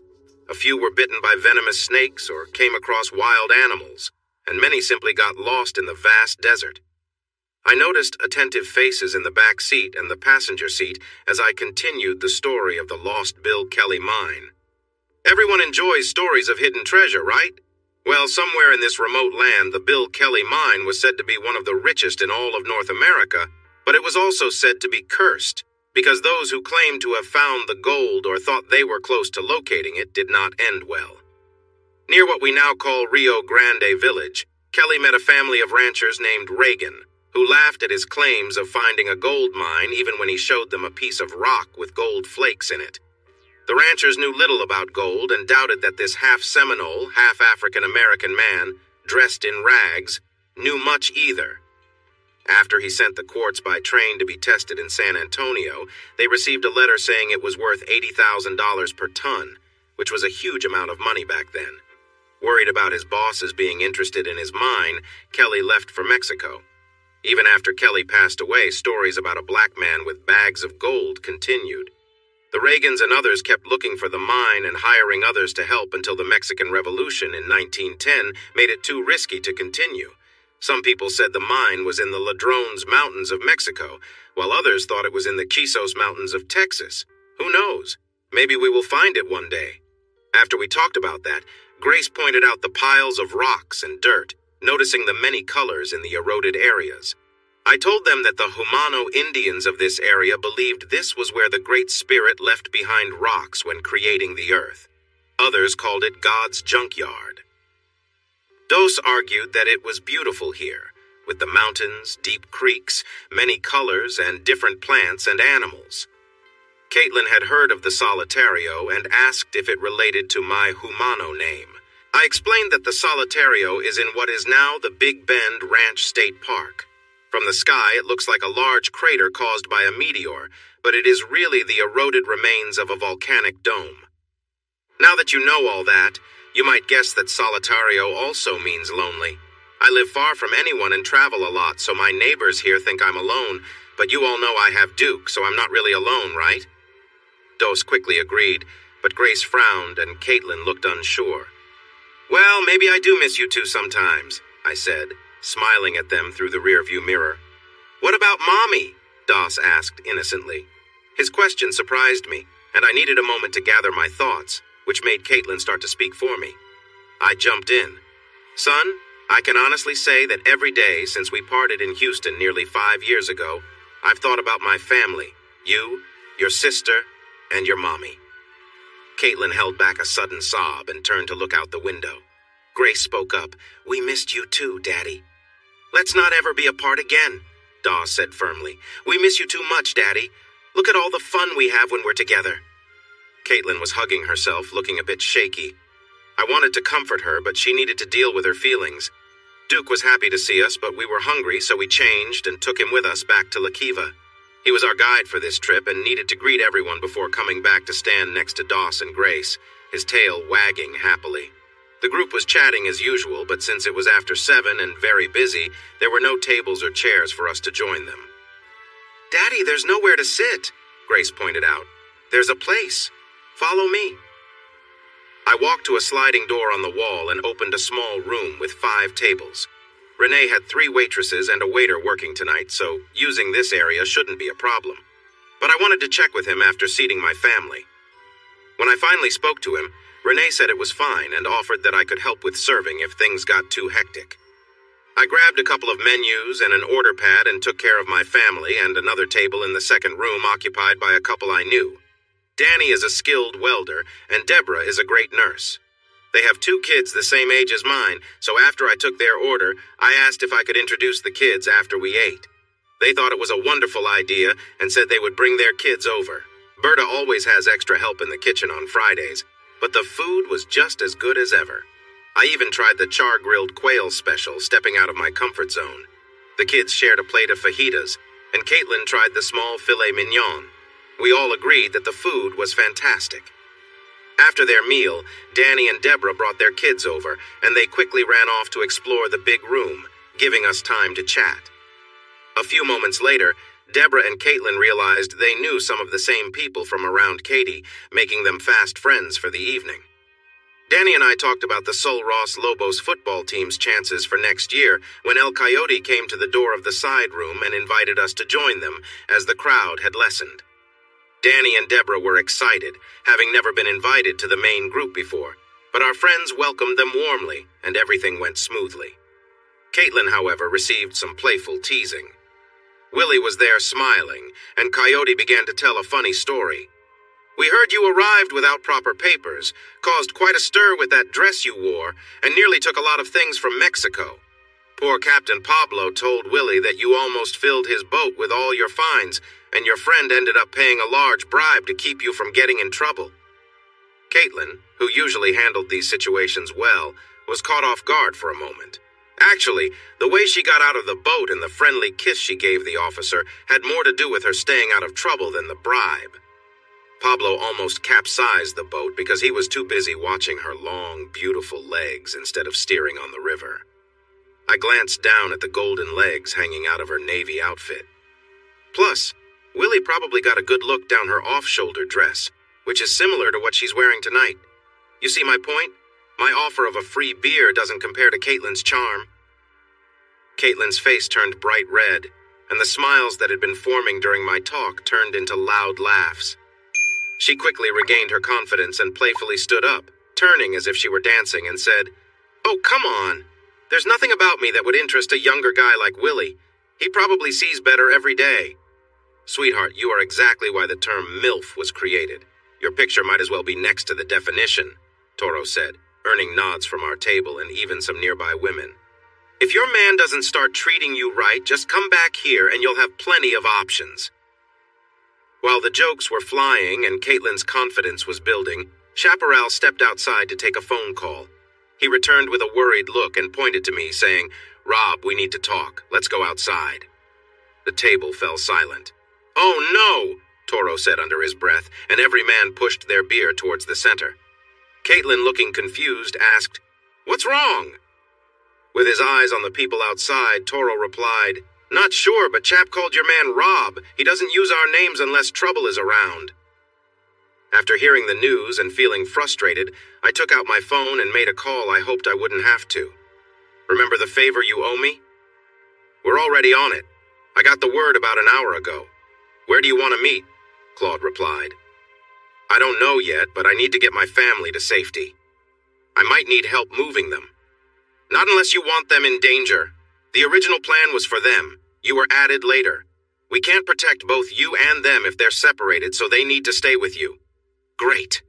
I'll need to know more later, but for now, what do you suggest?" "The mountain lair. It's easier to prepare for any issues from the surrounding mountains, and it's nearly impossible for intruders to access except through the road. More importantly, you have a safe place for your family if things get intense." "What do you mean, intense? Who are these people?" "We're not sure, but we think they are a group of hired soldiers instead of cartel members. It's unclear what weapons they have." "Great, this is just fantastic. Do we have time to get to safety?" "From what we heard, it's hard to tell. We think there are two groups, a smaller one that might be scouting and a larger one that's following. They seem to be heading to Study Butte first, so tell everyone to head home and spread the word. If the local militia takes out a few, that would be good, but we don't want anyone to get hurt. Encourage everyone to look out for themselves and each other, but to avoid unnecessary fights." "Okay, Claude, we'll move in an hour. I'll contact the sheriff." "Don't worry about that. I've already spoken to the Brotherhood. The sheriff reached out and mentioned he has some new gear he got through grants that he wants to test. Anyway, grab your lovely wife, your kids, and Duke and head to the fortress. We'll meet you there. You know she's not my wife, let me guess. She's the reason all this trouble is happening, right?" "Yes, she is. But let's be honest, she is your wife in her heart. You never stopped caring for her. She learned the hard way that you are the one she truly cares for, and now she's looking for you. So it's time to stop being upset and take care of your family. We expect you in 3 or 4 hours, but keep me posted and send me a message when you pass Alpine so I can warn the team." Everyone in La Kiva turned to me when I walked back in. The folks and the kids were gathered around the table. "We're on high alert. We don't know how many are out there, but they are well armed and dangerous. Chap, do you have more information?" "The Escamilla cartel hired them, and it looks like Ronaldo is with them. If that's true, they are very sure of themselves. The contract is for 4 people. That's all I know, but I can confirm they are dangerous. I think we should leave if we can, but if we stay, let's stick together for safety." "Saguaro, what's your opinion?" "Plan A. Get out if you can. If you must stay, find safe spots as far away from Rob's place as possible. This isn't an attack, it's more like a targeted hit. Even though Rob won't be there, you're heading to the mountains, right?" I nodded. "Good. They'll likely check his house first and might get hurt there. Then they might head to Fort Davis. I'm sure those were Rob's friends he was talking to, so we should be ready when we get there. Everyone else needs to stay safe." "We? Saguaro, you don't have to get involved. Your friend is my half-brother, and we owe you. So yes, I will be there. I'll drive you in my Hummer, just in case." "My real name is Carl Thompson. I recently retired from the military, and I now help my brother. We can talk more about my mission when we reach the mountains, Rob. Anyway, we need to have a quick meeting, then get to our plan. Berta, you and Rosa should start moving from here and head out. Let me know when you arrive at Presidio, but please keep your location to yourself. Any questions? No? Then let's get moving. And please be careful. He hugged Rosa and gave her a kiss before she and Berta went into the office. Sol, I'll see you at the general store in an hour. The group began to split up, but I stopped them. They are in two groups, and the smaller one might be close by. They are looking for Caitlin, the kids, and me, so if you stay away from us and my place, you should be fine. If you see them, just act like you don't know where we went after dinner. Go with God, friends, Chaparral prayed, then told me quietly, No need to ask, it has started. Caitlin held on to our two curious kids and asked, Is the contract for 4? Is it Robert? Why? Yes, and I don't know. Let's move. Duke sensed the situation well and led us to the Jeep.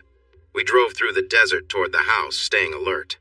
We saw nothing and he didn't sense any danger, so I turned off the sensors as we approached and turned them back on once we parked behind the house. I parked the Jeep in the garage, quickly opened the other door, and brought out the large drone I had stored there.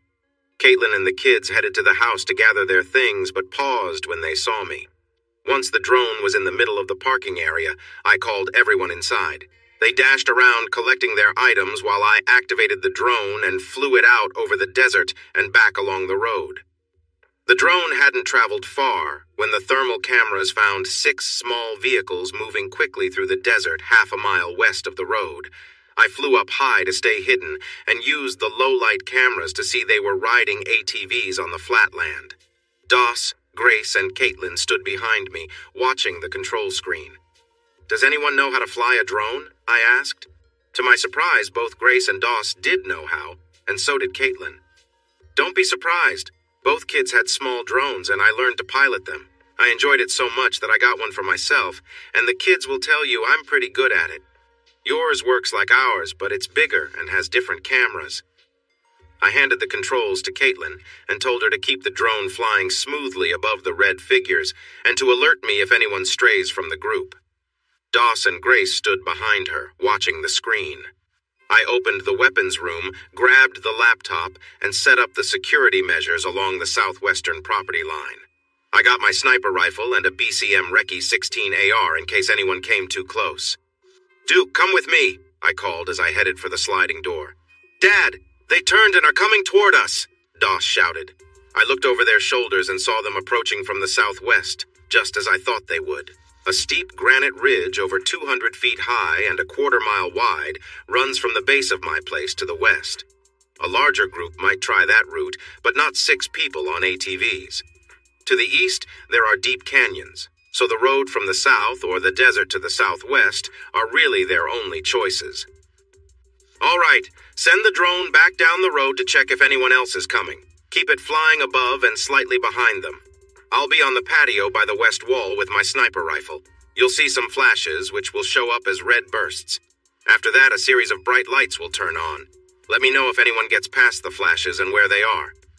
The kids were calm and focused. I couldn't tell if Caitlin was okay or just really still as she held the controller. Are you all right? I asked. She nodded, told me to keep everyone safe, and asked where I wanted her. Stay inside with Doss and Grace.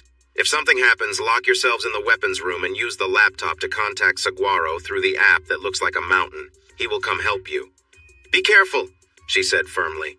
I nodded, opened the sliding door, and stepped outside with Duke. I closed the door behind us and moved quickly to the southwestern corner of the patio near the grills. Duke, sit and be ready. He sat beside me, alert and ready to go. I would be using the Tracking Point precision weapons sniper rifle I bought after attending a shooting event in 2015. Tara Kyle, the widow of American sniper Chris Kyle, used this rifle to win against the reigning champion, who used various military sniper rifles. Miss Kyle used different Tracking Point models and won by a large margin. She made all her shots from positions like lying down, kneeling, and sitting, hitting every target 100%. How did the champion do? He hit 58, 4% of the same targets. In even tougher challenges where they had to aim at targets without being able to see them directly, Kyle managed to hit every shot while her opponent did not hit a single one. That competition sold me on the rifle, and I bought one as soon as I could. I'm not trying to brag, but the rifle I have can hit a target from very far away. I could hear the distant sounds of ATV engines. My rifle was set up for shooting, but I wasn't looking through the scope yet. Caitlin spoke softly from behind me. We came out here to tell you what we see. Good point. We should communicate more openly since we don't have any devices. Please sit on the west side of the picnic table so you're safe from any danger, but I can still hear you. I wasn't thrilled they were outside, but they were right about needing to talk, and they were safe as long as they stayed back and out of sight. I was more worried about how they would react to the loud noises that were coming. Rob, they've slowed down and are moving toward the creek bed and road in a wide V shape. Suddenly, there were loud booms in the air. 3 quick explosions lit up the night sky. I imagined anyone without proper gear would be caught off guard. The riders must have had the right gear to be racing through the desert, so they likely stopped to adjust their eyes after the blasts. I waited and looked for any movement. After a few moments, I took a breath and looked through the scope. I could see 5 bright lights revealing 3 flipped-over ATVs and 3 others with drivers still sitting on them. I aimed at the furthest vehicle and squeezed the trigger gently to let the rifle adjust itself. A green light appeared, and I put a little more pressure before it fired. The man fell off the ATV. I quickly aimed at another distant target. He removed his goggles, revved his ATV, and started moving forward. The rifle fired again, and he flew off the back of the ATV, which then came to a stop. The closest target dropped to the ground, scrambling towards a small dip in the terrain. He reached it and froze for a moment before raising his weapon to fire wildly at the house below. Sparks flew where the bullets hit the rocks. I waited for him to pop up and take aim. Caitlin, Grace, and Doss were behind me at the picnic table, safely shielded by the walls around the patio. Suddenly a shot whizzed past me and hit high on the south wall of the house, harmlessly burying into the adobe. Dad, that shot came from someone crawling up the rocks near the creek. He's getting close to the road, Grace said. I didn't worry about that shooter because he wouldn't be able to hit us from that angle with the wall in the way. I knew he would have to cross an open space once he cleared the rocks. I had a good chance then. The other person peeked over the bank and shot at the house. He was hit and fell back into the ditch below. I aimed the rifle at the climber. He seemed unsure about crossing the open space. He placed his hand on the rock for a moment. Then, deciding to go for it, he reached out and tried to pull himself up. But before he could make it, a bullet struck him in the chest and he fell back onto the rocks. Do we see any moving heat signatures? I asked. No, Rob, Caitlin replied. Some are gone and others are fading, but nothing is moving. Okay, give me the controls. I'll bring the drone back and store it. She handed me the controls and asked what we should do next. Great job, everyone. I think the immediate danger is over, but let's stay cautious. Crouch down and head back inside the house. Gather your things while I put the drone away. I'll grab my bag and then we can get in the Jeep to meet Saguaro at Study Butte. We have a long drive ahead to the mountain lair. Saguaro was waiting in a secure vehicle. He said he would help as needed, but the main group had taken a different route, so he felt we would have a smooth drive through Alpine to Fort Davis and beyond. I asked if he had told the others, and he said that Chap's sources had confirmed the details, so they were ready. The kids were too excited to sleep for the first 40 miles, and they asked lots of questions I couldn't answer. Eventually, they tired out, giving Caitlin and me some time to talk as we drove to Alpine. With the kids asleep, it was Caitlin's turn to ask many questions, and I didn't have the answers. The truth is, Caitlin, I only know that there was a contract out on you and our kids, and then I was included.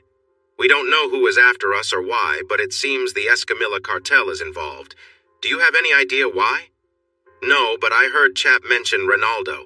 When things started to go wrong for their business, I heard Robert warn his lawyer that losing Ronaldo's money would lead to big trouble, and they both sounded scared.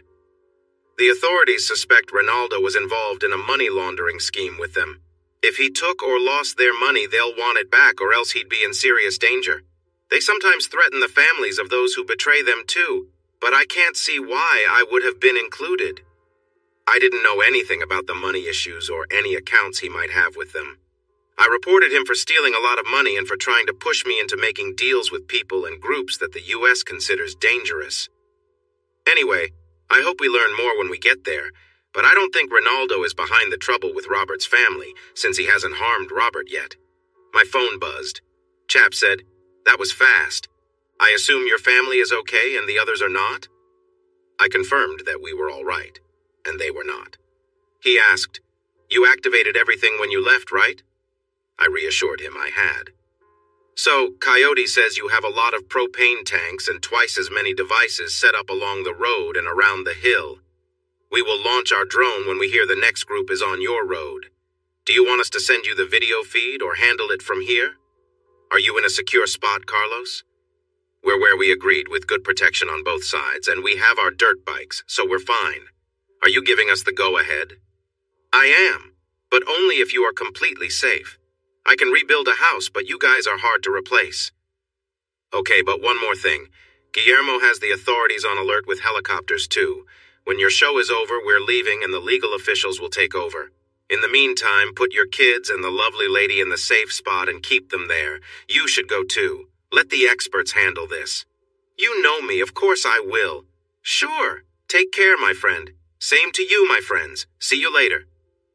We followed SH-17 through Alpine to a road just south of Fort Davis, then turned north on SH-166.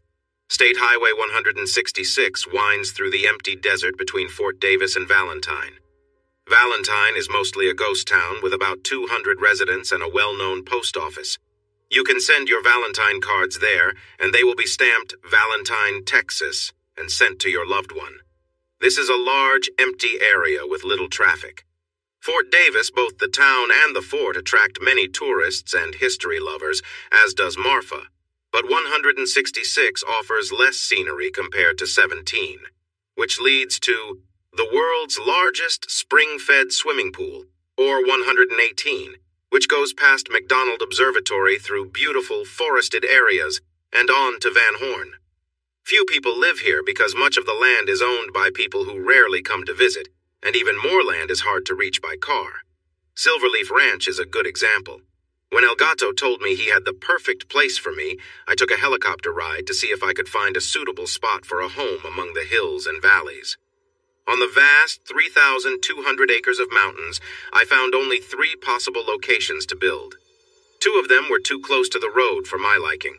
The site I picked could only be reached by helicopter, on foot, or by horseback. From the helicopter, I noticed that a road could be made along a sloping area to the tallest mountain, as long as we could cross the last canyon. Luckily, this canyon was deep but narrow, formed by a stream instead of weathering from the mountains. A civil engineer, Gatto's favorite from his time in Dallas, joined us on horseback to check the canyon. After looking it over, he said we could build a solid road and that we could span the canyon with a strong arch bridge for heavy vehicles. The next day, the 3 of us landed the helicopter on my chosen site to see if I could build a home there as I imagined. He agreed it was possible, but a lot of rock would need to be removed. He seemed excited about the challenges ahead and perhaps a bit lightheaded from the altitude and drinks we had. He eagerly asked to take on the engineering work, and we made a deal. Then the real work began. We needed to build a road strong enough to bring in heavy equipment and concrete trucks from the desert floor, up a long, sloped path to the mesa and to the final canyon. Constructing the arch bridge to support the heavy trucks across the 250-foot gap turned out to be more challenging than Terry anticipated. But with help from a helicopter and a sturdy footbridge, we managed to complete it. Before building the bridge, we drilled and cleared the area for the house's foundation. Once the bridge was finished, we completed the road, leveled the building site, and then started digging for the basement and the house above. Fortunately, my investments and business were growing faster than expected, as the construction used a lot of concrete and steel, especially for the basement. These materials were costly, and we needed skilled workers who were also trustworthy. The Brotherhood assisted us here too. While there weren't many people around to notice our activities in the mountains, the sheriff insisted that we have a talk early on. It was a pleasant talk. Although he had heard about me, he wanted to meet me in person to see if he felt different. We got along well. I learned that I was not the only one preparing for tough times in the area. Being part of the Brotherhood gave me good standing with Sheriff Goodson, his team, and local law enforcement nearby, Balmorhea, Fort Davis, Marfa, and Alpine. On my gate, there is a metal sign with the crossed lightning bolts symbol of the Brotherhood. Many people do not know what it means, but those who need to know understand. The entrance to Silverleaf Oak Ranch is a few miles past Mount Livermore, one of the tallest mountains in Texas, standing at 8,378 feet. It is impressive because it rises 3,918 feet above the desert below, surrounded by foothills and smaller mountains covered in Mexican piñon pines. This mountain looks even more striking as you drive around it. We turned off the highway, unlocked the steel gate, and continued up the road. The road climbed about 900 feet up to a flat area between two deep canyons. A mile into the ranch, the road crossed a bridge onto the mountain where the mountain lair is built. The road was not very dangerous, unlike the one at the desert lair, but the canyons on either side were steep and looked more scary in the dark. As we got closer to the house, both kids woke up. Grace asked, "Where are we?" "This is my other house, the mountain lair. Tomorrow I'll show you around, but for tonight, let's get some sleep, okay?" Caitlin had made sure they wore pajamas for the trip, so they followed me to their bedrooms for the night. We tucked them in and walked back toward the living area. "This is your other house? I hope this is your main house. If you have a nicer place than this, I'll start to think you're involved in something shady." "No, this is home, in a way. I split my time here and at the desert lair. Just so you know, I built this to be very strong against most dangers. That's why the walls are thick, made of reinforced concrete covered with stucco. There is also a safe room that can handle serious threats, and that's where you and the kids will be if we ever need to hide. I can show it to you now, just in case, but we think there is little chance of danger tonight." I led her through the kitchen and into the pantry. I opened a container on a high shelf labeled flour, flipped a switch inside, and the back shelf slid aside to reveal a hidden space. We walked down a slope into a big basement that looked like a game room. There were tables for pool, shuffleboard, and ping pong, along with 2 pinball machines. Couches with coffee tables were spread along the walls. The door to the bunker is hidden here in the basement, disguised as a heating unit. Behind it is a vault door with a combination lock. It opens with a code that changes every day. You have to use this code to open the door from both sides. The bunker can also be accessed from another place, but that keypad is well hidden, and the code is very hard to figure out, even with the right tools. The command center we will use during an emergency is inside the bunker, and the communication ports there are the only way to send or receive information while in a crisis. There is enough food and water for 22 people to last a month, and it has its own power and air systems. The generators and air ducts are well concealed in other areas, so it's unlikely anyone can tamper with them. You'll see all that tomorrow, but I wanted to give you a preview before we try to rest. "Show me inside. I want to see where I might stay for a month with 2 energetic kids."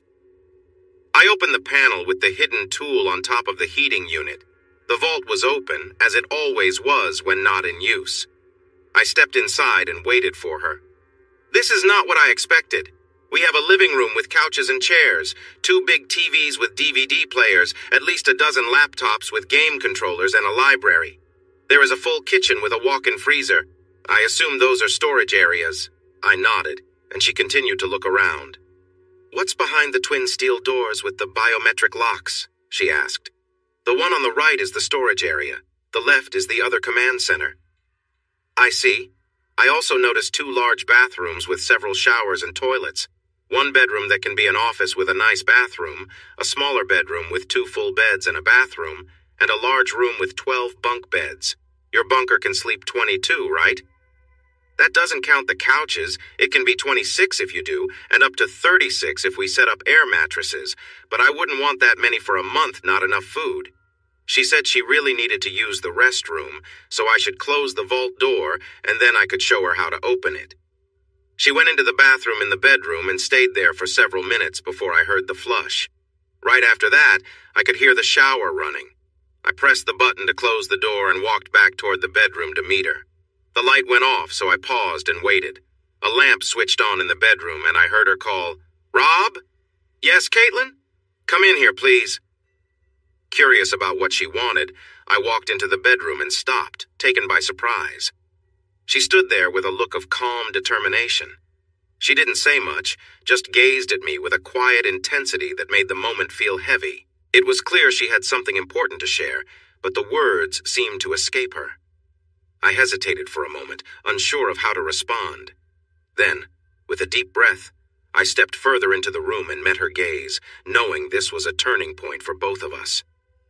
She finally broke the silence, her voice steady but filled with emotion. "If tomorrow is uncertain, I just want to feel connected to you tonight. Can we just be together for now?" I nodded, understanding the need for closeness during such an uncertain time. Without rushing, I joined her, and we held each other, letting the comfort of being together fill the quiet space between us. We spent the night in each other's arms, not needing words. It was a moment of peace in the middle of everything, a brief escape from the uncertainty of what tomorrow might bring. There was no need to rush or push for more. We were simply there, together, and that was enough. Caitlin looked at me with desperation in her eyes, her voice trembling. "I need to be close to you like only you can make me feel." I hesitated, my thoughts clouded with old feelings of betrayal. Why should I? The moment I'm not here, you'll just find someone else. "No," she cried, shaking her head. "I love you. I've always loved only you. I lost my way, but I've come back. Please, just be with me tonight." Though a part of me still felt hurt, I couldn't deny the connection we once had. Slowly, we came together, finding comfort in each other's presence. The tension between us began to dissolve as we moved in sync, feeling a sense of relief and release. We shared the moment in silence, letting the past slip away, even if just for the night. The uncertainty of tomorrow weighed on us both, but in that instant, none of it mattered. Caitlin shifted closer, taking charge in a way that showed she wanted to reconnect, both physically and emotionally. She looked down at me, her gaze soft but determined. She needed this closeness, this moment of reassurance, and so did I. I held her, and for a while everything else faded. The worries, the regrets, the mistakes, all of it seemed distant. For now, we were simply two people finding comfort in each other's arms. As we lay together afterward, she whispered softly, "We were always meant to be, weren't we?" Her words were more a quiet statement than a question, as if she was trying to convince herself as much as me. We both knew that tomorrow might bring challenges, but for now, the closeness we shared was enough to ease the weight of those thoughts. In that moment, we were together, and that was all that mattered. Caitlin let out a cry as she tensed up for a moment, but then relaxed again, collapsing against me, completely exhausted. I gently pulled away, allowing her to rest while I took a moment to clean up. Her breathing was steady as she lay there, lost in the moment. After a few minutes, I returned to her, seeing that she was calm and at peace. I made sure she was comfortable, gently adjusting the pillows and blankets around her. She made a small, sleepy noise but remained still. I leaned in close and whispered softly, "Let's just rest now. It's been a long night." We stayed there together, the room quiet, both of us taking in the stillness. There was no need for words, no need for anything more. We were simply two people who had found a moment of peace after everything that had happened. With the past behind us and the future uncertain, we let the night carry us, knowing that for now, we were together. And that was all that mattered. Every part of her was in sync with me now, moving with purpose and energy. I knew I wouldn't be able to hold on much longer. "Focus on yourself," I urged her quietly, and she did so without hesitation. I lowered myself closer, reaching around her, feeling the intensity of the moment building within both of us. The pressure mounted quickly, and I knew this would be a powerful release. When it finally hit, it was overwhelming. I remember a loud cry escaping from me, followed by a rush of euphoria that seemed to take over everything. It was an intense, almost overwhelming sensation, but then everything went still and peaceful. As we lay there catching our breath, a voice suddenly interrupted the quiet. "Thanks for leaving the comms on, Rob. That was something else. I won't even charge you for this mission if you and the Star agree to sign a waiver for the footage." "Not funny, Claude," I muttered, still disoriented. Claude laughed heartily. "I doubt you can manage anything right now.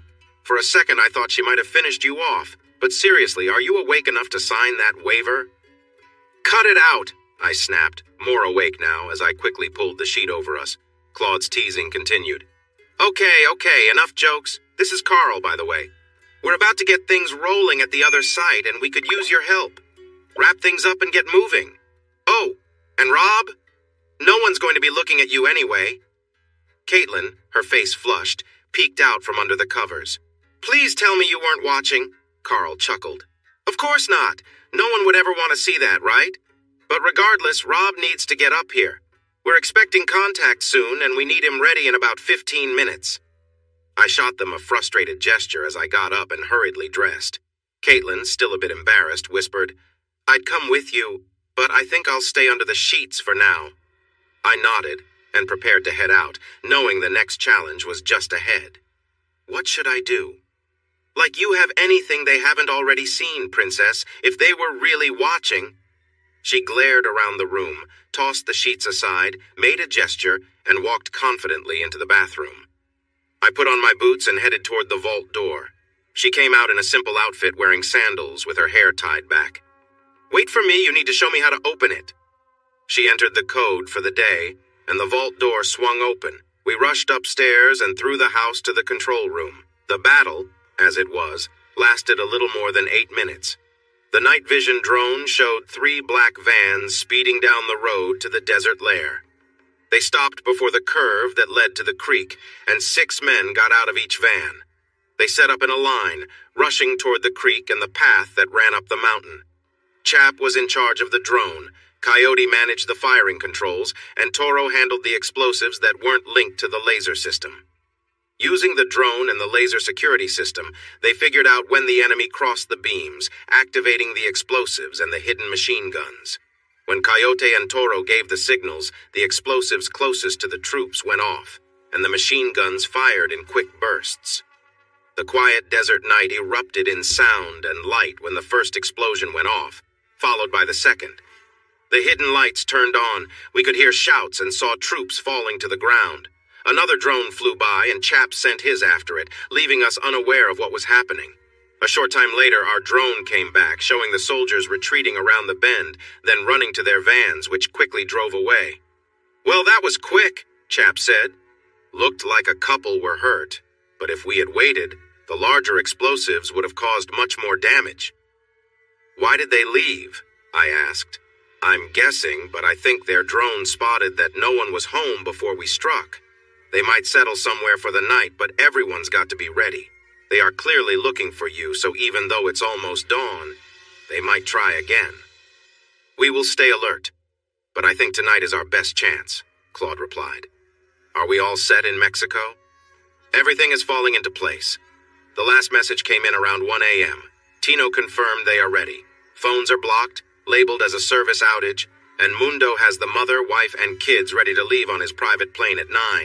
He collected their phones and won't give them back until we say so. Is everything arranged on your end?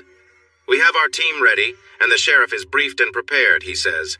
He wants to rush in like a hero with his new gear and big gun.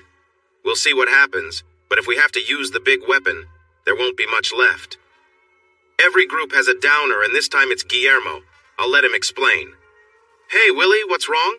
I asked, giving him a chance to speak. Guess you noticed the helicopter didn't show up. The boss in charge earlier said it was grounded and wouldn't be joining us. He wouldn't share why, but he said it wasn't his call. That means it came from someone higher up, which means someone above him is working with Escamilla. That could be an issue, Carl said. We shouldn't rely on the sheriff either. We have no idea where that order came from. It could be from any of the agencies. But if it's the sheriff in Texas, he has some power. He can stand up to them if he wants to. That's just one more thing to think about, I replied. But I don't think we need the sheriff on this, though it would be better if he was on our side so he shares some of the blame. If they come at us like last night, it could be an easy win for us.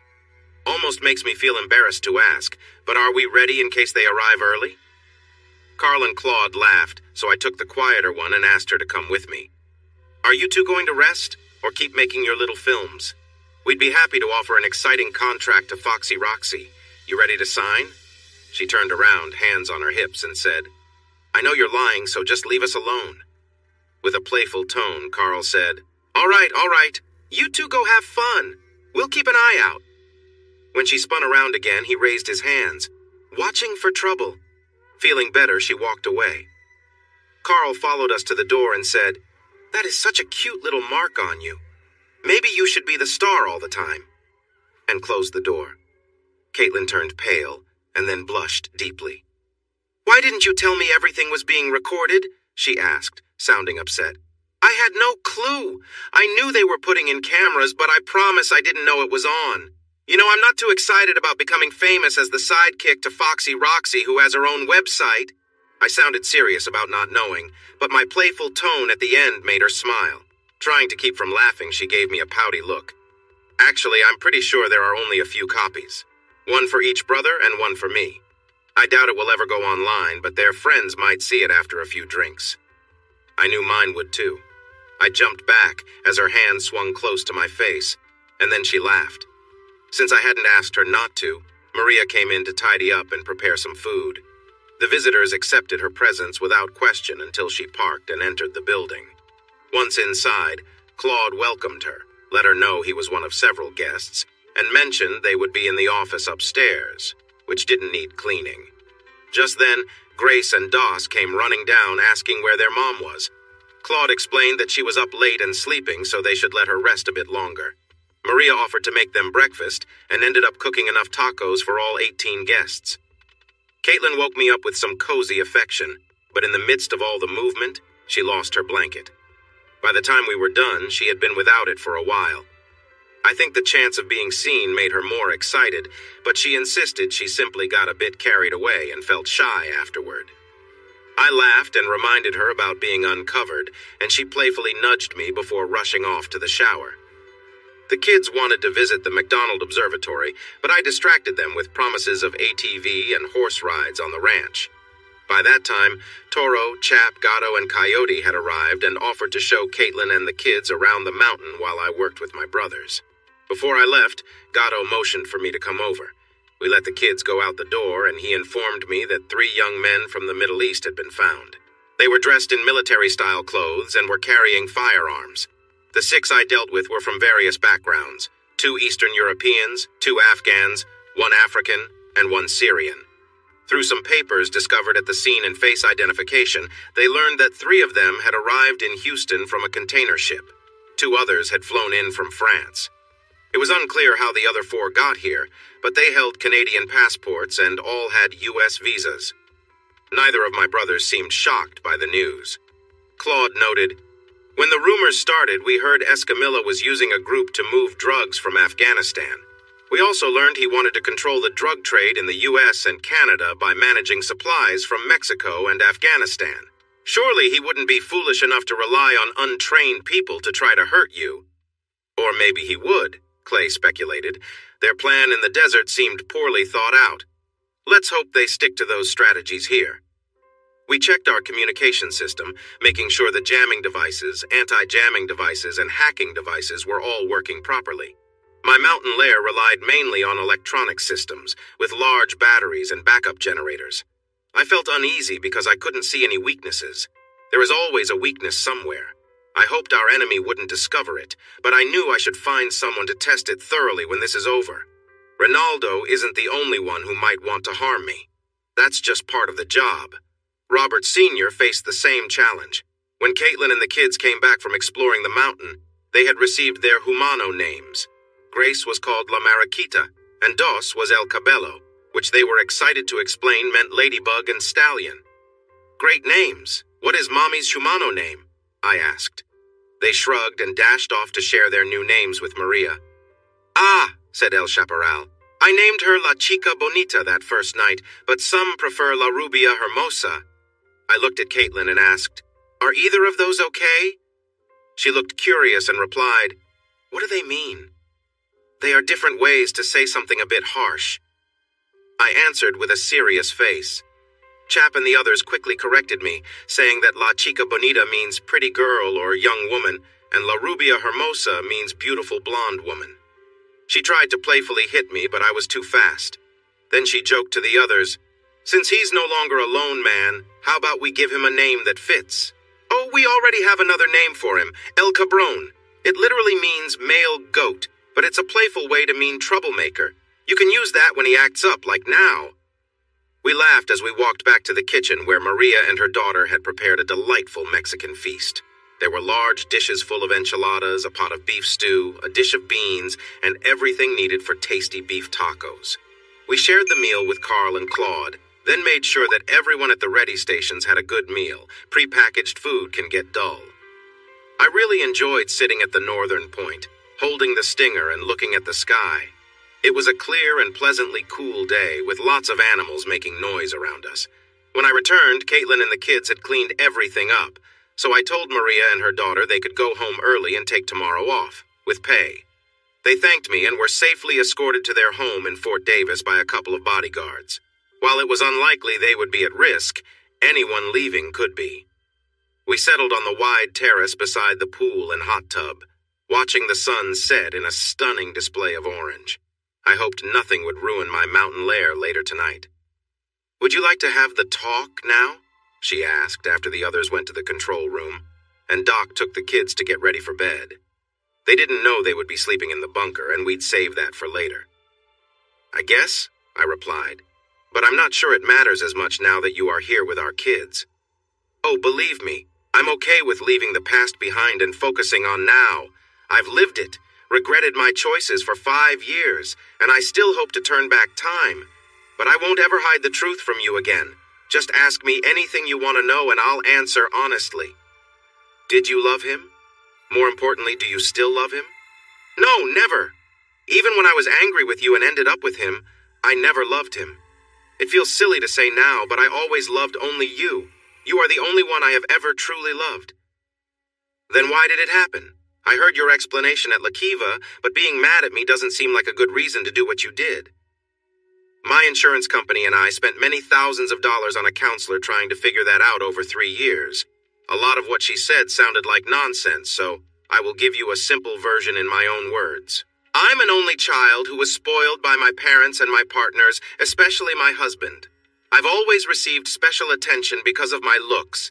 I haven't faced much disappointment, so when you left me for a while, I reacted poorly." That's what she said. "I didn't think about the fact that I was the one who urged you to take on more work to earn more money. I only felt lonely and overwhelmed with the kids. I know, only a spoiled person would think and act like I did. It was worse than childish. Our kids would have handled it better. A wiser woman would have talked to you about her worries instead of lashing out about your absence. I wanted everything, and when Robert offered me what I wanted, I made a bad choice. I had to learn the hard way, Rob. That taught me about disappointment, mistakes, and the consequences of my actions, and the difference between being with someone you love and someone who gives you nice things, but doesn't truly care. 5 years ago, I was a selfish, immature girl at 25. I should have been a responsible young woman focused on my children and my loving husband, not just my own loneliness. I'm not that person anymore. I know there are parts of her that you loved, and I want to keep those parts alive and growing. However, the selfishness I have been letting go of bit by bit for nearly 5 years. I don't hear her quiet voice anymore, so I believe she is gone for good. Everyone around me needs to stay alert and let me know if she shows up again. You seem to understand your issues pretty well, so good job to you and your counselor. A few thoughts? Yes, you were a bit spoiled, and I made it worse by trying hard to give you what you wanted and keep you happy. I knew this from the beginning, which is why I called you names like Princess Kate and Queen Caitlin. But you were so sweet, loving, and passionate about our family that I never thought it was a problem. That was my mistake. I should have noticed the signs and not assumed you would talk to me if something was wrong. I also messed up in how I handled your complaints about my absence. Instead of sitting down with you to explain where I was and why, I told you to just deal with it because I was working hard to provide for you. I should have warned you about my worries that Robert was leading the company into risky situations, but instead, I pointed out that his attention to you was more about his jealousy of me. That was foolish. You are beautiful, and he was drawn to you. I not only let you get close to him, but I also encouraged you to do so. There are more things I want to discuss, especially why you decided to find me, but I'm afraid we are running out of time. Just know that I'm not the same man I was back then. You've been here long enough to see the changes in me, and I think you already know, but I want to make it clear. If we get back together and you do something like that again, it won't be me who disappears. Do you understand? Yes, I completely understand. Now, what do you want me to do to get ready for what's coming? We will all be in the bunker for a while. Let's get an update and check on the kids. Good timing, Claude said when he saw me. I just talked to Sheriff Goodson a little while ago. He received a call from someone who claimed to be a general in the Texas Air National Guard. This general warned him that the Guard would be conducting live training exercises in the mountains northwest of town. There might be some loud noises and explosions, but there's no need to worry as it will be far from any homes or people. The sheriff has his new equipment ready, including a large armored vehicle, and he is on his way. Other than that, things are quiet, maybe too quiet. The drones haven't picked up anything, nor have the people watching the roads leading here. Our team is in place and ready, so we are still just waiting. Do you want to activate the early warning system? Sure. Let's do it, Claude. If they're coming, it will be soon. Is the dozer ready? Yep. It's right next to the bridge over the canyon. Carl parked it there with the remote just to check that it works. And it does. What about the Stinger teams? Carl replied. They are in place around the house. I've told them there is a potential air threat, as the sheriff mentioned. Are you all set to move this to the bunker? If the threat isn't coming up the road, we need to be inside. I'll make sure everything is good down there, then I'll call you, and we can move, Carl told Claude, who nodded. Claude used the radio to inform everyone in the field and the house that we were going downstairs, and then worked quickly on getting everything ready. Carl had already left, so I followed. Toro, Chap, Gatto, and Coyote had the kids and Caitlin in the kitchen waiting for me. Since Carl had entered through a different door, I led everyone through the pantry to the basement game room, opened the HVAC panel, guided them inside, and then closed the panel behind us. It was getting late, and the kids should have been tired by now, but they were wide-eyed and alert. Caitlin and the others showed them around while I assisted Carl in the command center. The locks down here worked with pass cards and eye scans, and 5 of us had the necessary access, including Carl and Claude. When everything was ready in the command center, I opened the armory and gave out tactical shotguns and pistols to Gatto, Toro, Chaparral, and Coyote. I also placed ARs at each spot, just in case we needed them. Carl was watching the radar screen when he suddenly looked up and said, "A helicopter has just taken off from a ranch near Marfa heading north. And 3 black vans left the ranch around the same time the helicopter took off," a watcher reported from the Marfa highway. "Showtime," Claude announced over the radio and then informed the sheriff, who had set up in a clearing in the Pinon Forest near the bridge for a good view of the road. Carl turned to me. "It looks like there's going to be a ground attack timed with an air attack from the back. We have 2 men on the hills beside the road. Do you want to load up on Stingers for the back or keep them in place just in case?"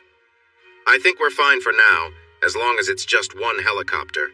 The team on the east will have the first shot if it comes from behind, but the southern and northern teams will have shots too.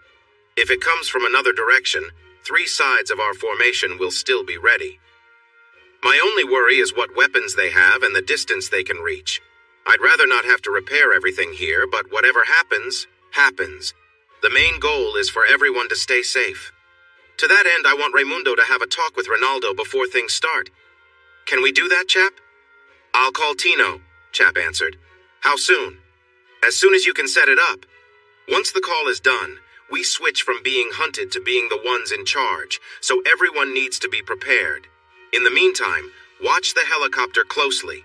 If it has missiles, we might already be too late to prevent the attack." Thanks for watching this video. Don't forget to subscribe to Infidelity Plus to stay updated with more captivating tales of infidelity and payback. Turn on notifications so you're the first to see our latest content.